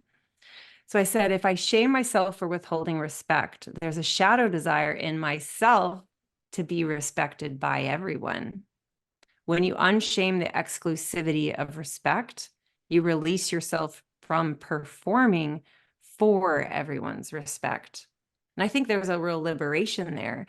It's because when you realize that we aren't here to like deeply respect all people for the situation, not again, not like their whole humanity, then it allows you to also not be here for everyone. And then that's a liberation. Because when you realize that you're not here for everyone, there's so much more that you can do with your life because you're not trying to figure out how to please and be respectable to every single person on the planet. I like that. That's really good. So it's like embracing having standards or even high standards and a highly developed sense of discernment. Mm-hmm. And that too being part of like the beauty of your work in the world, the beauty of what you're building with that earth part of you.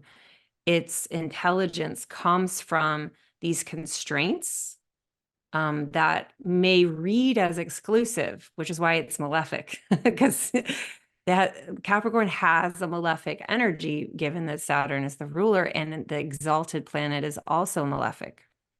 So it's got this like double malefic aspect to it, Capricorn does.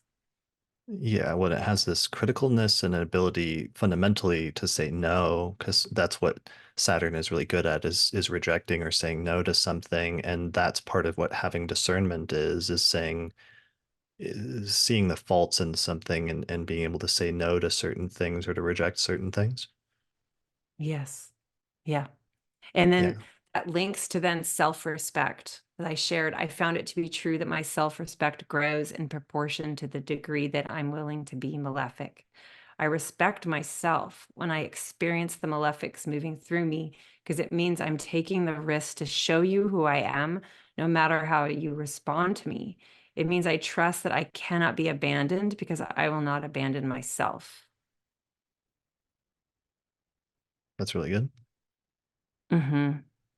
And yeah, that's a really huge one for me because as a Pisces sun, there's this, I also have an ability to want to be um accepting and bringing in of everyone, but to honor my whole self, which is a Capricorn moon, I also have to honor where there are situations, where there are scenarios where I am extremely discerning, like who I pick as my romantic partner, who I let in as a teaching collaborator. Like that is deep, deep, deep discernment, which will feel in its nature exclusive because it is. Like it's exclusive to pick a single person out of the gazillions of people that exist in this world. Yeah, and to reject all else outside of that Yeah. one thing that you picked, Hmm. Hmm. for Yeah. sure. Good. All right. Anything else about Capricorn? Um, I think one of the things that was very that also was really helpful thinking about Capricorn for the community that was around this one this year was this idea that Capricorn's love for rules and its love for structure and ritual and constriction is actually part of how it enjoys life. And like if you think about games, like if there's a basketball game, right? Like there are clear rules, you know, there's only 5 people per team. There's 2 baskets. Here are the lines. You can't run and not be dribbling while you carry the ball. Like there are very clear rules. And then once these rules are set, it's like, let's play. Let's have a really fun time. And sometimes Capricorn is shamed as so dry and so like cold, which I don't actually think to be the heart of Capricorn in many ways, because it's kind of this like horny, stinky goat energy, this like hand devil energy of like really actually loving play within the constriction of rules and rituals that have been consensually agreed upon by all parties. Yeah, that makes me think of Mars Mars having its exaltation there and just to excel within the context of the constraints of the Mm. system that is in place, of the structure that's in place that you're operating within.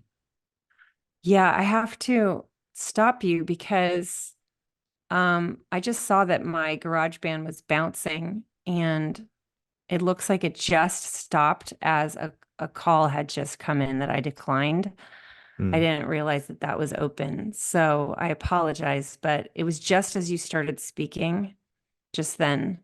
Okay. I think But I it'll think be okay. Let's go ahead and I think, so should I save it yeah, go ahead as and I did before? I think we'll have to just in order to make sure that we don't um, accidentally override this file. Yes. Okay.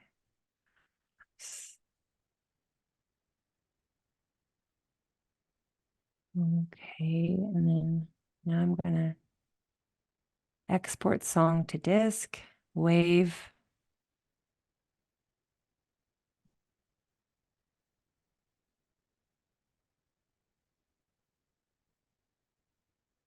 Ugh, I'm sorry. It's okay. I have done That was my four. daughter. Hold on, let me just Okay, text her. sure.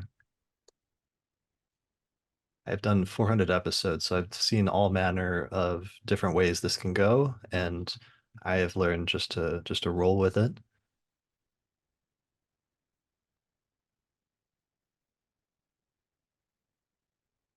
Okay.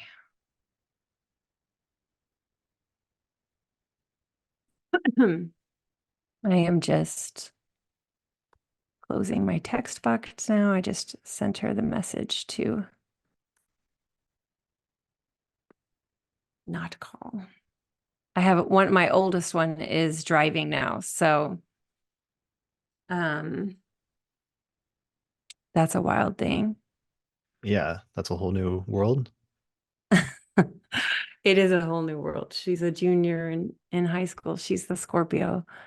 Um, okay, so we're almost halfway through that saving process.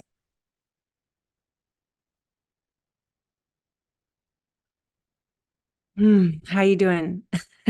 I'm hanging in there. I'm hanging in there. It would have been I would have been okay. I just shouldn't have done I did like a 4.5 hour one on Sunday, so it's a little bit much back to Yes. back. Yes. But this is worth it. It's really good. Going to come out great. And yeah, we're almost there. Okay. Um, do you remember what we were just talking about?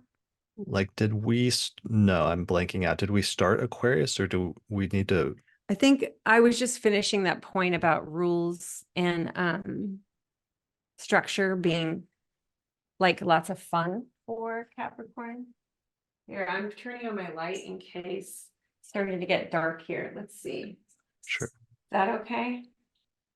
I'll start darkening pretty soon. Yeah, let me sit down. Let me see. Yeah, I think that's good. Okay. So you were finishing up a point about Capricorn, is that what you said? Yes, and rules and structure. And you were making a point. We hadn't moved to Aquarius yet. Oh, we hadn't. Okay. Right. I just said something about like Mars and Capricorn and to excel within the context of the constraints that Mm, you're operating in. yes, Was that yes. okay? I think you may need to say that again just because I'm not sure exactly where it cut. Okay. Um, it's just about done. Hmm.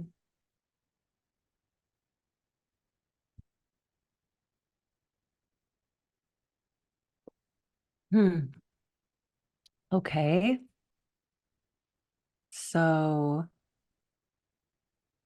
I guess I go to new again. Yeah. So now create a new one.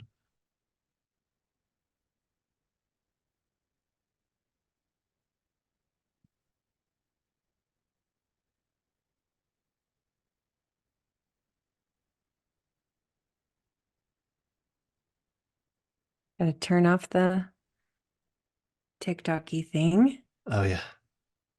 Okay, so I'll press record now. Okay.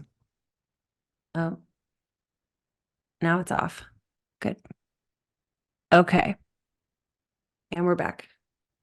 All right.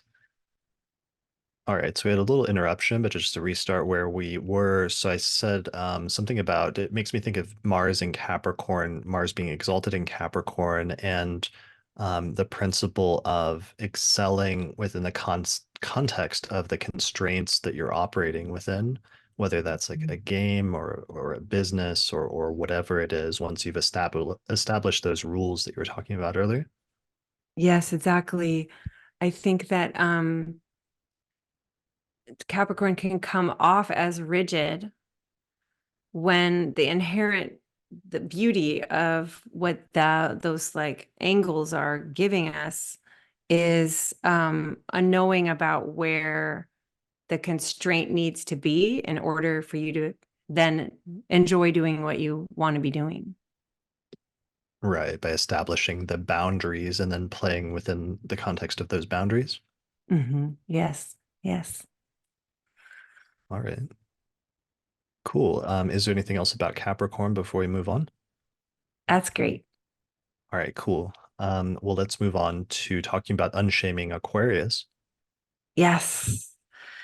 So, one of the things that I had shared is that your deviation is your liberation, as in this space where you deviate off of what is expected of you, what is being put on you, what is being shown as required. This will toward this move to get away from that is liberatory in its essence. To discover if a deviation feels authentic to me, I must first be willing to be cringy at deviating, which plays off what we were talking about before with Leo and Aquarius. Hmm. We shame deviations from someone's previous norm as inauthentic, as if there's such a thing as a self that does not change. Mm, Yeah, I think that these refusals to be standardized are really an important part of us. There's this sense inside of us, of this Aquarian's side, that um, being put in a box is sort of like the death of us in some way. And this sense of being called into deviating from the standard is not designed to be a personal attack. I think this comes through a lot where, like, the Aquarius part of us will feel shamed for not just going along with things, for not just playing along with this is the way things are. This is the paradigm that's accepted. Why are you trying to get us to deviate from this? As if like the Aquarian part of us is trying to be difficult or like trying to create problems when it's actually this ability to see a malfunction, or this ability to recognize where standardization is unloving, that's supporting the collective, that's supporting the group in quitting standardizations that are harming us, is what it feels to me. mhm. Yeah. So embracing, unshaming, embracing not conforming, embracing also being an outsider. It's like it's opposite to Leo, where you have the sun and like everybody tends to, revolve around the sun and the sun being the center of what society is deeming as currently acceptable. But Aquarius often being opposite to that ends up standing outside of the center of where most people are sort of focused at the time. But there's also this time component of it's ruled by Saturn, but as a diurnal sign, it's always has this forward-looking component to it, which is part of the thing that sets it apart. So maybe part of it is like embracing not being part of the current contemporary in crowd because your eyes and your orientation is set to the future. to a place that people may catch up to eventually. Yes. Yes. We might call this outsiderness weird, right? Like this is a word that we grow up with and we hear this word weird and it's like, well, do anything to be called to not be called weird because weird is bad. This is like a message that I internalized. And what I've come to see as I've really begun to embrace the Aquarian in myself is that I actually feel really comfortable when weirdness is present openly in someone else because in like when I don't sense someone's weirdness, so to speak, then I'm wondering if they're performing though how well that they can play to the standards, like how well they're playing to cultural belonging in a way that they're going to then want me to validate for them. So I'm going to be in this game of like, oh, let's just both interact to perform our mutual belonging. And so I feel like when our weirdness is more forward, we can trust that we're talking with someone who has is moving from this like unique frequency that they feel for themselves. So they're expressing that authenticity of that as opposed to the performance of belonging that I don't really want to participate as much in it anymore. Hmm. Yeah, that makes a lot of sense. It brings in this component or this keyword of like alienation, part of the fear or the shame surrounding Aquarius and being on the outside of being on the periphery of things can be a fear of alienation, where you then get to all sorts of other related keywords like isolation, detachment, Mhm. estrangement, and other things that become distance is another one. Um, that all seem like related components, but it comes back to that core fear of being shamed for that.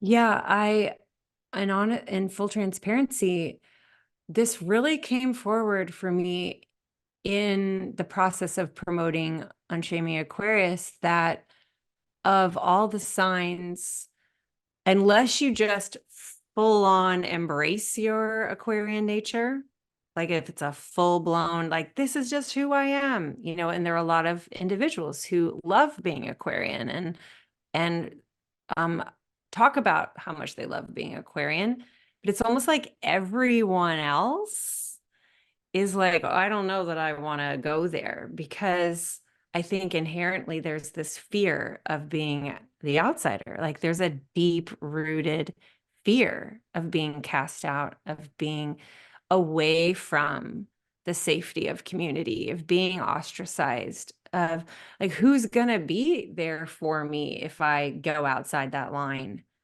Where will I find community and family then? And so there's this kind of huge leap to move through if you desire to unshame the Aquarian part of you, whereby you release yourself from participating in motivations and behaviors and dynamics just to keep yourself safe inside the group and see what happens when you begin speaking from your unique weirdness, your kind of more alien self, to seeing like, will anybody resonate with me outside of that line? And what I found to be true is that connection is actually so much more meaningful then, because when you feel safe to be yourself, and then you find other people who are resonating with that frequency of your Aquarian, the connection um, feels deeply liberating because you feel so seen in the wholeness rather than um, people only seeing the part of you that you're allowing in order to stay safe within within the tribe. Yeah, that makes a lot of sense. Sometimes it's nice to run into like a fellow weirdo in the wild, and there's something deeply that feels very good about that that's connecting, even if it's few and far between to be able to have that genuineness of connection rather than to suppress that simply for the sake of being closer to the in crowd or closer to the core of where most people are. Yeah. I think that there's a kind of sense that my deviation or my weirdness is going to make people uncomfortable. It's going to be disagreeable to certain people. And it's sort of like this process of deciding what's more important to me, being seen as comfortable all the time or allowing people to be uncomfortable by me. I can't control it either way. All I can control is how much of myself I'm going to show and what I'm going to let people see. And at some point, the discomfort of um, constricting around letting people see that like I'm a freaky mystic became more became bigger than the potential discomfort of someone being uncomfortable by me being a person who's really into astrology, for example. Mhm. Right. Yeah, that makes sense. And this connects us with another concept we're going to mention, which is the sort of aloofness that's sometimes said to be associated with Aquarius. Yes. Maybe you're aloof, or maybe you don't find it loving to pretend you feel like engaging when you don't. Are you detached, or are you honoring someone's sovereignty by not attaching to them in the name of friendliness? Unshaming my Aquarius has meant giving myself permission to be seen as cold when I know myself to be warmly inside my own frequency. What if it's pro-social, not anti-social, to say no to interactions that don't resonate with your current frequency? I value you, as in I will not ask you to dilute yourself in order to match me. This piece around matching is really important because the culture that we've been raised in, from my perspective, um, teaches us that friendship comes and belonging comes through significations of matching. Like, oh, me too. Well, my da da da da da. And like you reflect back to each other how you match. And like this is what bonding is. Bonding is we show how well we match because like I'm like this and you're like this. And I feel like unshaming my Aquarius has been allowing myself to just stay inside of myself and let someone not match with me. And maybe what I don't feel like on my end is I don't maybe feel like chatting. Maybe I feel like, call it antisocial. Maybe I just want to feel like being quiet and I don't want to pretend like I want to be chatty right now. And so there's like an aspect there of having the courage or the audacity to be seen as cold when you don't feel cold. You just feel like you're being honest. And I think that has been been a really important thing for me. Yeah, for sure. Or sometimes the warmness that Aquarius gives is different from the warmness that like other signs give and maybe is more intellectual in some sense, um, but can still be warm in its own way, even though it's different than what we typically think of as warmness or supportiveness when it comes to the signs. Yeah, oh, I like that too. Like what is your definition of warmth? Um, and again, like we create these standards, we create these signatures of this is good and this is not good, or this is normal and this is weird. And Unshaming Your Aquarius is really about the audacity, I think, to notice when we are in a paradigm, like, say, a shame structure of false couplings, that is actually not helpful to us being here together. Yeah, that makes sense. All right. Are there any other major points we wanted to mention about Aquarius? I think that's good. All right, awesome. Oh my Let's move. goodness. We are finally here. We are at your home sign, which it was just your, I don't know if I mentioned this at the beginning, it was just your birthday yesterday as a Mhm. Pisces. So happy birthday and happy solar Thank return. you. Thank you.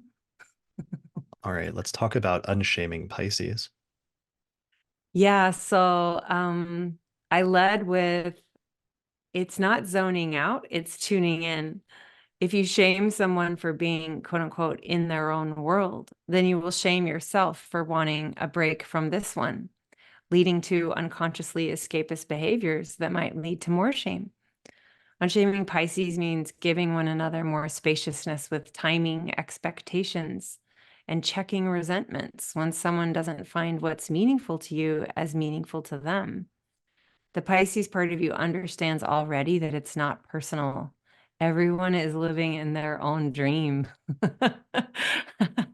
This really comes from just a lifetime of everybody telling me to snap out of it, like all the time. Um, just making fun of me for having like a quote unquote deer in the headlights expression on. Like, yoo-hoo, Earth to Britain, where'd you go? Um, and I just, through learning about Pisces, astrology only came into my life in late 2017. It just opened up this whole doorway into understanding so much about myself, which is a part of myself that has traditionally been unseen. I mean, it's a 12th house part of me, you know? And so the truth is like I do love being in my own world. It's very difficult for me to hold my attention on something that doesn't feel deeply meaningful to me. And I just start to stop paying attention. Mercury and Pisces. And I can sense sometimes that someone feels sad that they're sensing me like Britten's left the chat, like where'd she go? It's a very compelling place. My imagination, my thought world is my favorite place to be. And so I feel like being able to see it as like, it's not like I'm not anywhere. I am somewhere. I'm tuning into this whole realm that I love to be in so much. And when when I found it to be true that we live in a culture that shames dreaming and shames the Piscean as a waste of time. We see the Piscean as unproductive because we're a culture that values like actions towards productivity, actions that are quote unquote useful. And so, how is zoning out quote unquote productive? And what I think is harmful here is that I think we're a culture that struggles with imagination, that wishes it had more space to dream, that doesn't even have self-trust in one's own dreaming capacities because it's not really a realm that one is tapping into very much because we were told it was a waste of time. And we're here to be dreamers. We're dreaming new realities is how I see it now. And we know it means something to us because it's meaningful, these places that we go. And so when someone's kind of tuning out to me, it's like it's not personal. It's not a place to be like, oh, Britten must not care what I'm saying. She must think my ideas are stupid. Or so it's like it's not personal. It's just that if we're all connected to our dream, then we will let each other be in our dream spaces. And that requires more spaciousness from one to the other, like letting each other respond to emails on our own timing, like letting us have more space for this kind of floating and dreaming and letting things noodle, letting things kind of move around in a non-linear way, and giving everyone space for that is, I think, what I long for in a world that doesn't shame the Piscean. Yeah, you mentioned a lot of what you're bringing up is bringing up this concept of me I think is really important with Pisces, which is like timelessness. Um, Yes. and unshaming. You mentioned giving one another more spaciousness with timing expectations and checking resentments. And I think that's important with Pisces because Pisces could sometimes, like the negative sense, can be accused of being flaky, of like, not being on time, not getting back to people, coming in and out of conversations or things like that. And I think it's because there's this like timelessness quality to Pisces underlying it, um, that is probably at the core of that, so that its conception of time and doing is not as like strict and linear and needing to do things in an orderly fashion than maybe some of the other signs. Yes, exactly. I like to think about Pisces as both the magical child and like the old wizard inside of us. And so it's not as much a part of us that we think of as like good at adulting, whatever it is that we in our culture say adulting is. Like the Pisces part of us is just not super inspired by these constructs of being a grown up or like being an adult, because adults are supposed to do time this particular way. And I like to think about it as like Pisces has already lived through Saturnian time, through Capricorn and Aquarius. It knows about that time. It's like, I see you, I appreciate you. And also, there's other forms of time. There's other forms of time that are available to us. Um, so it's like we can accuse the Pisces parts of people to as quote unquote terrible with time, but I also feel like it's the Pisces part of us that can like go visit past lives and go see the future and like actually bounce around in different forms of time and timelessness. So it's like, which form of time is Pisces terrible at? Like, it actually is very amazing with time. Like quite skilled at certain types of time, just not the time that industry maybe values as like a good way of relating to time if you're an adult doing things. Yeah. Yeah. So just unshaming, having a more fluid conceptualization of time and having the flexibility to embrace that and embrace going with the flow. Yes, I think so. I think that that would be really supportive if we lived in a world that allowed we spoke about like a Taurian kind of time, like the body's time and a Mercury type of time. And I feel like Piscean time is also a relevant time and also a valuable time. And I actually find it to be deeply productive, quote unquote, in the sense of like for my work as a creative human, as an intuitive and mystical person, I create intentional windows of time where I like to go into the Piscean realm of my imagination and play there. And what I hear, or what I see, or what I know in these spaces, then in another type of time, in another part of my day, I might then be able to speak those things into my work. I might be able to, I can then offer what I see in my imaginative realms out in the world and ask, does this resonate with anyone? This is what's coming through me right now.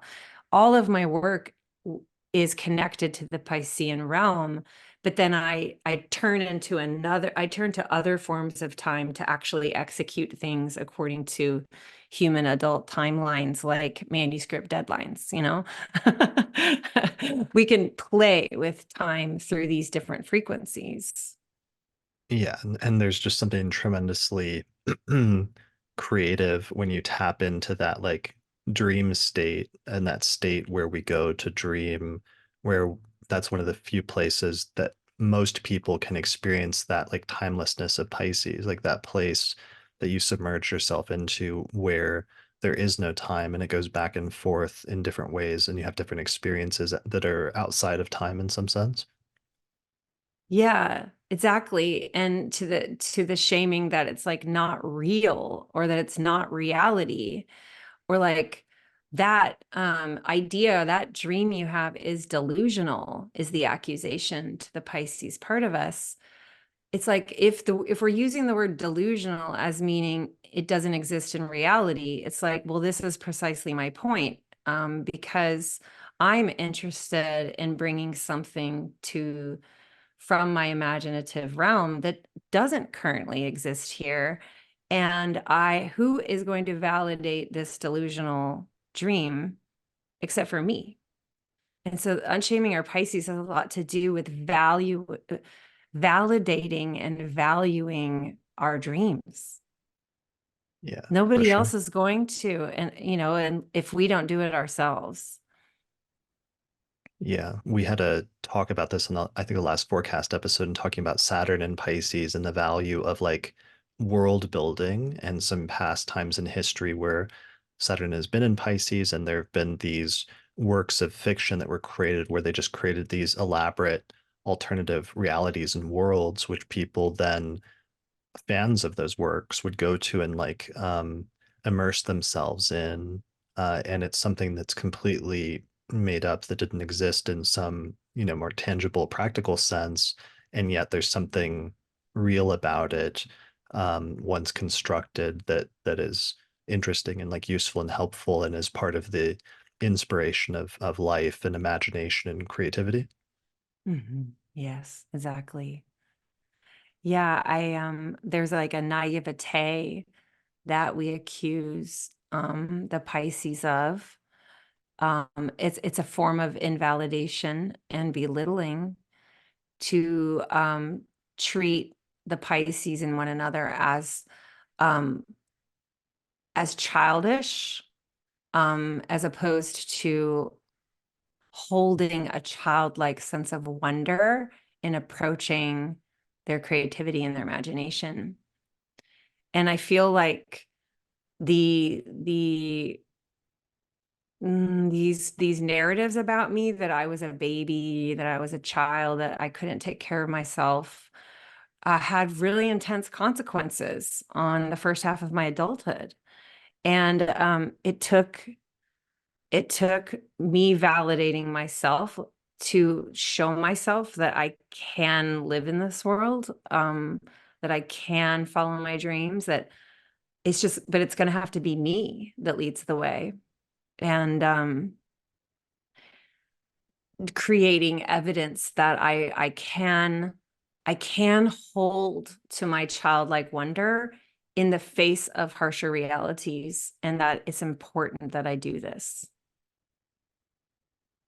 I like that. Having the audacity to unshame your imagination. That's good. Yeah. All right. And then there's another side of Pisces as well, right? Yes, the audacity to live with an open heart. It came to the final day of promo for the Unshaming Pisces workshop, and it was sort of this moment of like, but what is the bottom line? The audacity to live with an open heart. When we shame someone for being open-hearted, we will shame ourselves for being open-hearted. And to me, this is all about fear, not strength. It's not strong to be closed-hearted. It's strong to be open-hearted. There is no path where we get to curate which feelings we allow. Like my younger self, just like, maybe if I shut myself down to feeling, I won't have to feel the feelings that are hard. And living with an open heart, to me, it means trusting that our heart is taking us places, and that we are here for ourselves. We can trust ourselves no matter what kinds of feelings and experiences come forward. We will be there. when we drop the good bad binary from the feeling experience, all feelings become music for guiding the way. Because we can have this idea that, like, that's a good feeling and that's a bad feeling. And we can block our hearts from one another and trusting in one another because we're afraid that somehow together bad feelings will come up. And I feel like trusting in the open-hearted capacity of Pisces to just hold all of it, the expansiveness of all feeling, in the frequency of love is truly its superpower. But it will mean trusting that you can't select which feelings you want and which you don't want. I mean, and this comes from my own experience of losing my dad. It was just like it being so hard to feel it that I just was like, well, maybe I can just shut down feelings and I can shut down my heart and not listen to my heart.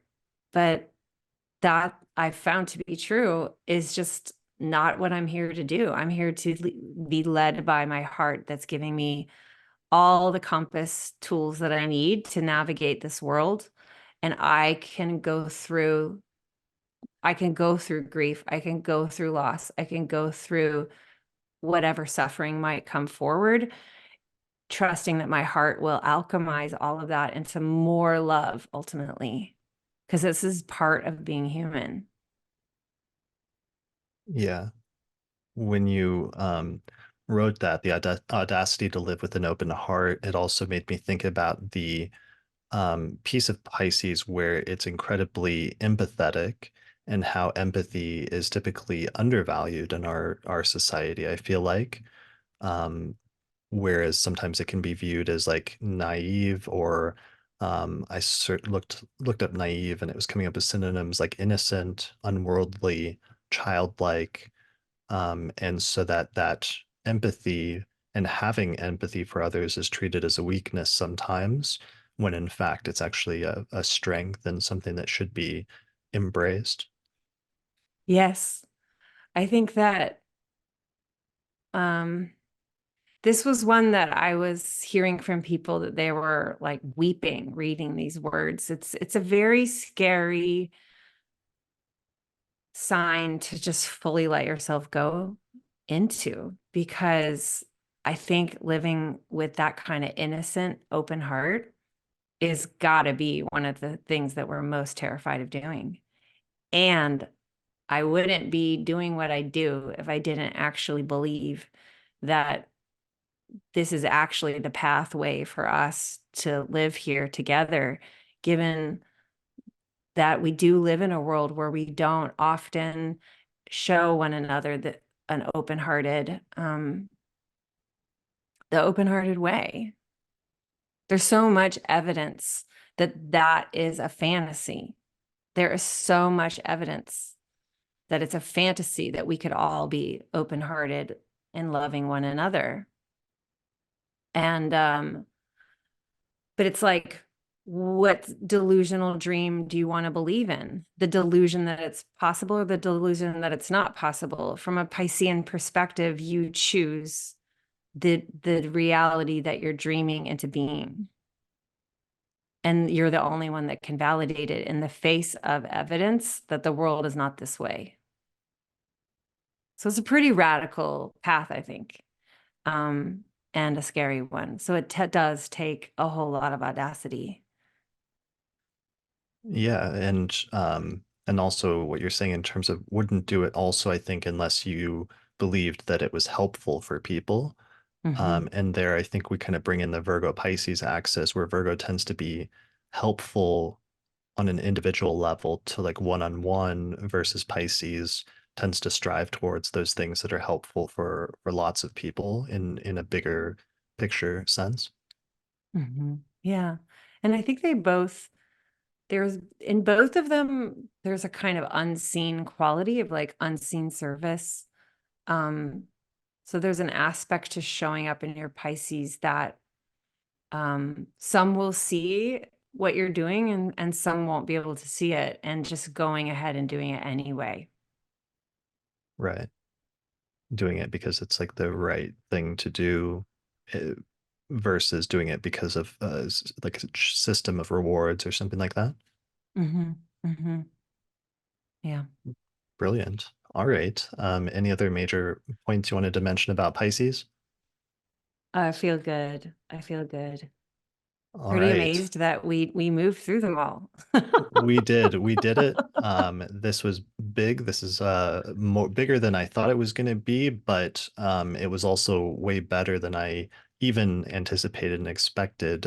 So thank you so much for going through and doing this. This is actually just a small, you had written down like 5 to 6 major points that we could have talked about for each of the signs from your workshops that you've done on this, but we actually just narrowed it down to just like basically 2 qualities. So this is something that you've done entire workshops on, and is that something that's available on your website, or can people access the longer teachings at this point? Are you going to turn that into something? Yeah, it's in that liminal dissolving space of being what it was, which I fully saw as a research and development project for a year. Hmm. Um, and you can still invest in all of the 2-hour workshops. And many, many, many people love them as replays. Apparently, I hear they go really well as replays. There's something very Piscean about the asynchronous experience that I like to teach to that as a possibility because I myself love learning asynchronously. Um, my dream for this right now is for it to find a book form. So preparing for this, I feel like prepared my book proposal. But yeah, so yeah, if anyone's interested in exploring this, my Instagram has all these tiles to play around and check out. And then my you can get the link to the workshops, but also just stay tuned for what it wants to be next because it's becoming something different right now. Hmm. Nice. And your website is brittonlarue.com, right? And people can Hmm. find out Just my more name. information. Right. Hmm. Okay, I'll put a link to that in the description below this video on YouTube, as well as on the podcast website. Do you offer other consultations or other things as well in connection with your work? I haven't been doing one-on-one readings because I am just such a busy teacher. Teaching is my path. And so I'm always teaching, whether it's a short workshop or like a long-term year container. I offer all kinds of teaching courses for both people interested in astrology, just as a human who want to see how it'll help them be a human, but also people who want to learn astrology, like learn charts. And then also I like working, I'm a mentor to what you can call like emergent astrologers or emerging mystics. And I like supporting those who are called into this path to help them build the inner resources and the outer resources to make this a sustainable gig in your life, whether you want it as a part-time job or a full-time job. I love supporting those who are coming into this the way I wish I had support when I was growing as an astrologer, because there's just not as much institutional support like you would have for other professions. Right. Yeah, that's really crucial. I'm glad you're doing that work to help Hmm. people with that, because I know a lot of people are looking for that. And also in terms of just learning astrology, of course, your book is now out. It's going to be Yeah. available, uh, I'm sure, in fine bookstores everywhere. And you're going to be doing some like talks on it and other stuff as the book's like rolled out, right? Yes, yes. If folks are just on my newsletter or following me on Instagram, I'm going to be sharing all kinds of ways that I'm going to support readers in engaging with the book, because it's really meant to be uh, worked with chapter by chapter, sign by sign as the sun moves. So working with the Aries chapter when you're in Aries season, for example. Sure. So maybe tell me about the book really quickly. So the title is Living Astrology: How We Weave the Wisdom of All 12 Signs into your everyday life, and it's very much structured around the signs of the zodiac. Yes. So the introduction is an introduction to my particular framing. and I'm really proud of it. It's a beautiful piece of writing. I'll go ahead and say. And in it, I introduce the idea of charts versus chartless astrology. This idea that we've shared about here of just kind of letting your chart kind of sit down over here for a minute while you open yourself into all of the 12 signs. And so the idea of the book is kind of a wheel of the year approach to the zodiac, whereby each chapter is full of information, but it's really not like teaching you astrology. It's really about learning to engage with astrology in your everyday human experience. So it's full of questions and prompts and rituals and tarot spreads and um, creative exercises and practices for you to engage with your own knowing, not as much for me to like tell you about Leo, for example. And so the way I like to think of it is it's like building a home for astrology inside of your body.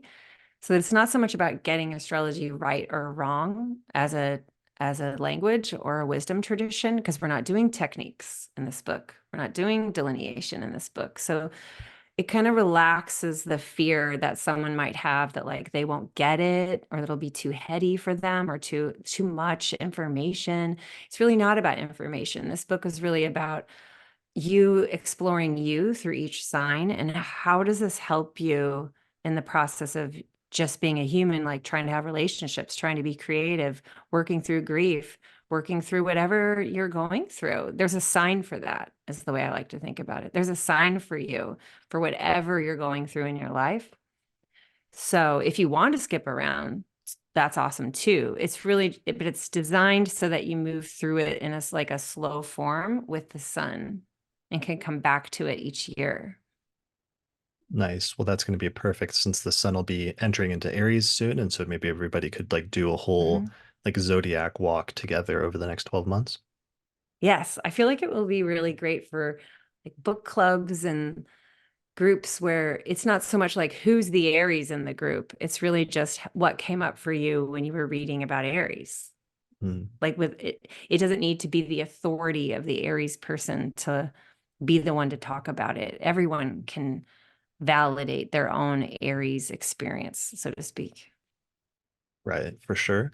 And then you also have your workbooks, which I think you have information about on your website, but that you have one for like each of the signs, and they're these great Hmm. little workbooks for each sign, which also make for good gifts. As I said earlier, especially if you get somebody like their sun, moon, and rising sign books, it's kind of a nice way to really give an accessible introduction to and way of starting to work with the signs.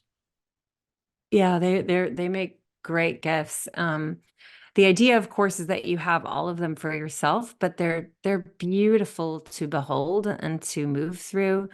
And I think one of my gifts as a writer is I feel, and I hear this again and again, that my writing style is accessible while still potent um, and supportive. So it's like it's not above, quote unquote, anyone who comes to it, but it can still go deep, um, which is what I think is probably my. It felt like a weakness in academia that I was like so um, accessible. Because right in academia, your writing is supposed to be like hard to understand, you know. But in my writing life as an astrologer, I feel like it's something I'm very proud of. Yeah, well, I think that comes through in the introduction to the new book, and I really like it for that reason, for the directness, the clarity, and the approachableness of it, while still being actually very accurate and deep and profound. So, yeah, congratulations with the release of the book. Thank I you. look forward to seeing how it goes. Thank you so much for doing this with me today. This was a lot, but it was a lot of fun, and I feel like this is one of the most interesting and insightful like zodiac discussions that I've had on the podcast so far. So thanks for doing it with me. Oh, thank you so much, Chris. I had so much fun. This means so much to me. Thank you. Awesome. All right. Well, thanks everyone for watching or listening to this episode of the Astrology Podcast, and we'll see you again next time. If you appreciate the work I'm doing here on the podcast and you'd like to find a way to support it, then consider becoming a patron through my page on patreon.com. In exchange, you'll get access to some great subscriber benefits, including early access to new episodes, the ability to attend the live recording of the forecast each month, our monthly auspicious elections podcast, which is only available to patrons, a whole exclusive podcast series called the Casual Astrology Podcast, or you can even get your name listed in the credits. You can find out more information at patreon.com/astrologypodcast. Shout out to our sponsor for this episode, which is the Chani app, the #1 astrology app for self-discovery, mindfulness, and healing. You can download it on the Apple App Store or on Google Play, or for more information, visit app.chani.com. Special thanks to all the patrons that helped to support the production of this episode of the podcast through our page on patreon.com. In particular, shout out to the patrons on our producers tier, including patrons Christy Moe, Ariana Amour, Mandy Ray, Angelique Nambo, Issa Sabah, Jake Otero, Jeannie Marie Kaplan, Melissa Delano, and Sunny Bazbaz. If you're looking for a reliable astrologer to get an astrological consultation with, then we have a new list of astrologers on the podcast website that we recommend for readings. Most of the astrologers specialize in birth chart readings, although some also offer synastry, rectification, electional astrology, horary questions, and more. Find out more information at theastrologypodcast.com/consultations. The astrology software that we use and recommend here on the podcast is called SolarFire for Windows, which is available for the PC at alabe.com. Use the promo code AP15 to get a 15% discount. For Mac users, we recommend a software program called AstroGold for Mac OS, which is from the creators of SolarFire for PC, and it includes both modern and traditional techniques. You can find out more information at astrogold.io, and you can use the promo code AstroPodcast15 to get a 15% discount. If you'd like to learn more about my approach to astrology, then I'd recommend checking out my book titled Hellenistic Astrology, The Study of Fate and Fortune, where I go over the history, philosophy, and techniques of ancient astrology, taking people from beginner up through intermediate and advanced techniques for reading birth charts. If you're really looking to expand your studies of astrology, then I would recommend my Hellenistic Astrology course, which is an online course on ancient astrology, where I take people through basic concepts up through intermediate and advanced techniques for reading birth charts. There's over 100 hours of video lectures, as well as guided readings of ancient texts, and by the time you finish the course, you will have a strong foundation in how to read birth charts, as well as make predictions. You can find out more information at courses.theastrologyschool.com. And finally, thanks to our sponsors, including the Mountain Astrologer magazine, which is a quarterly astrology magazine, which you can read in print or online at mountainastrologer.com.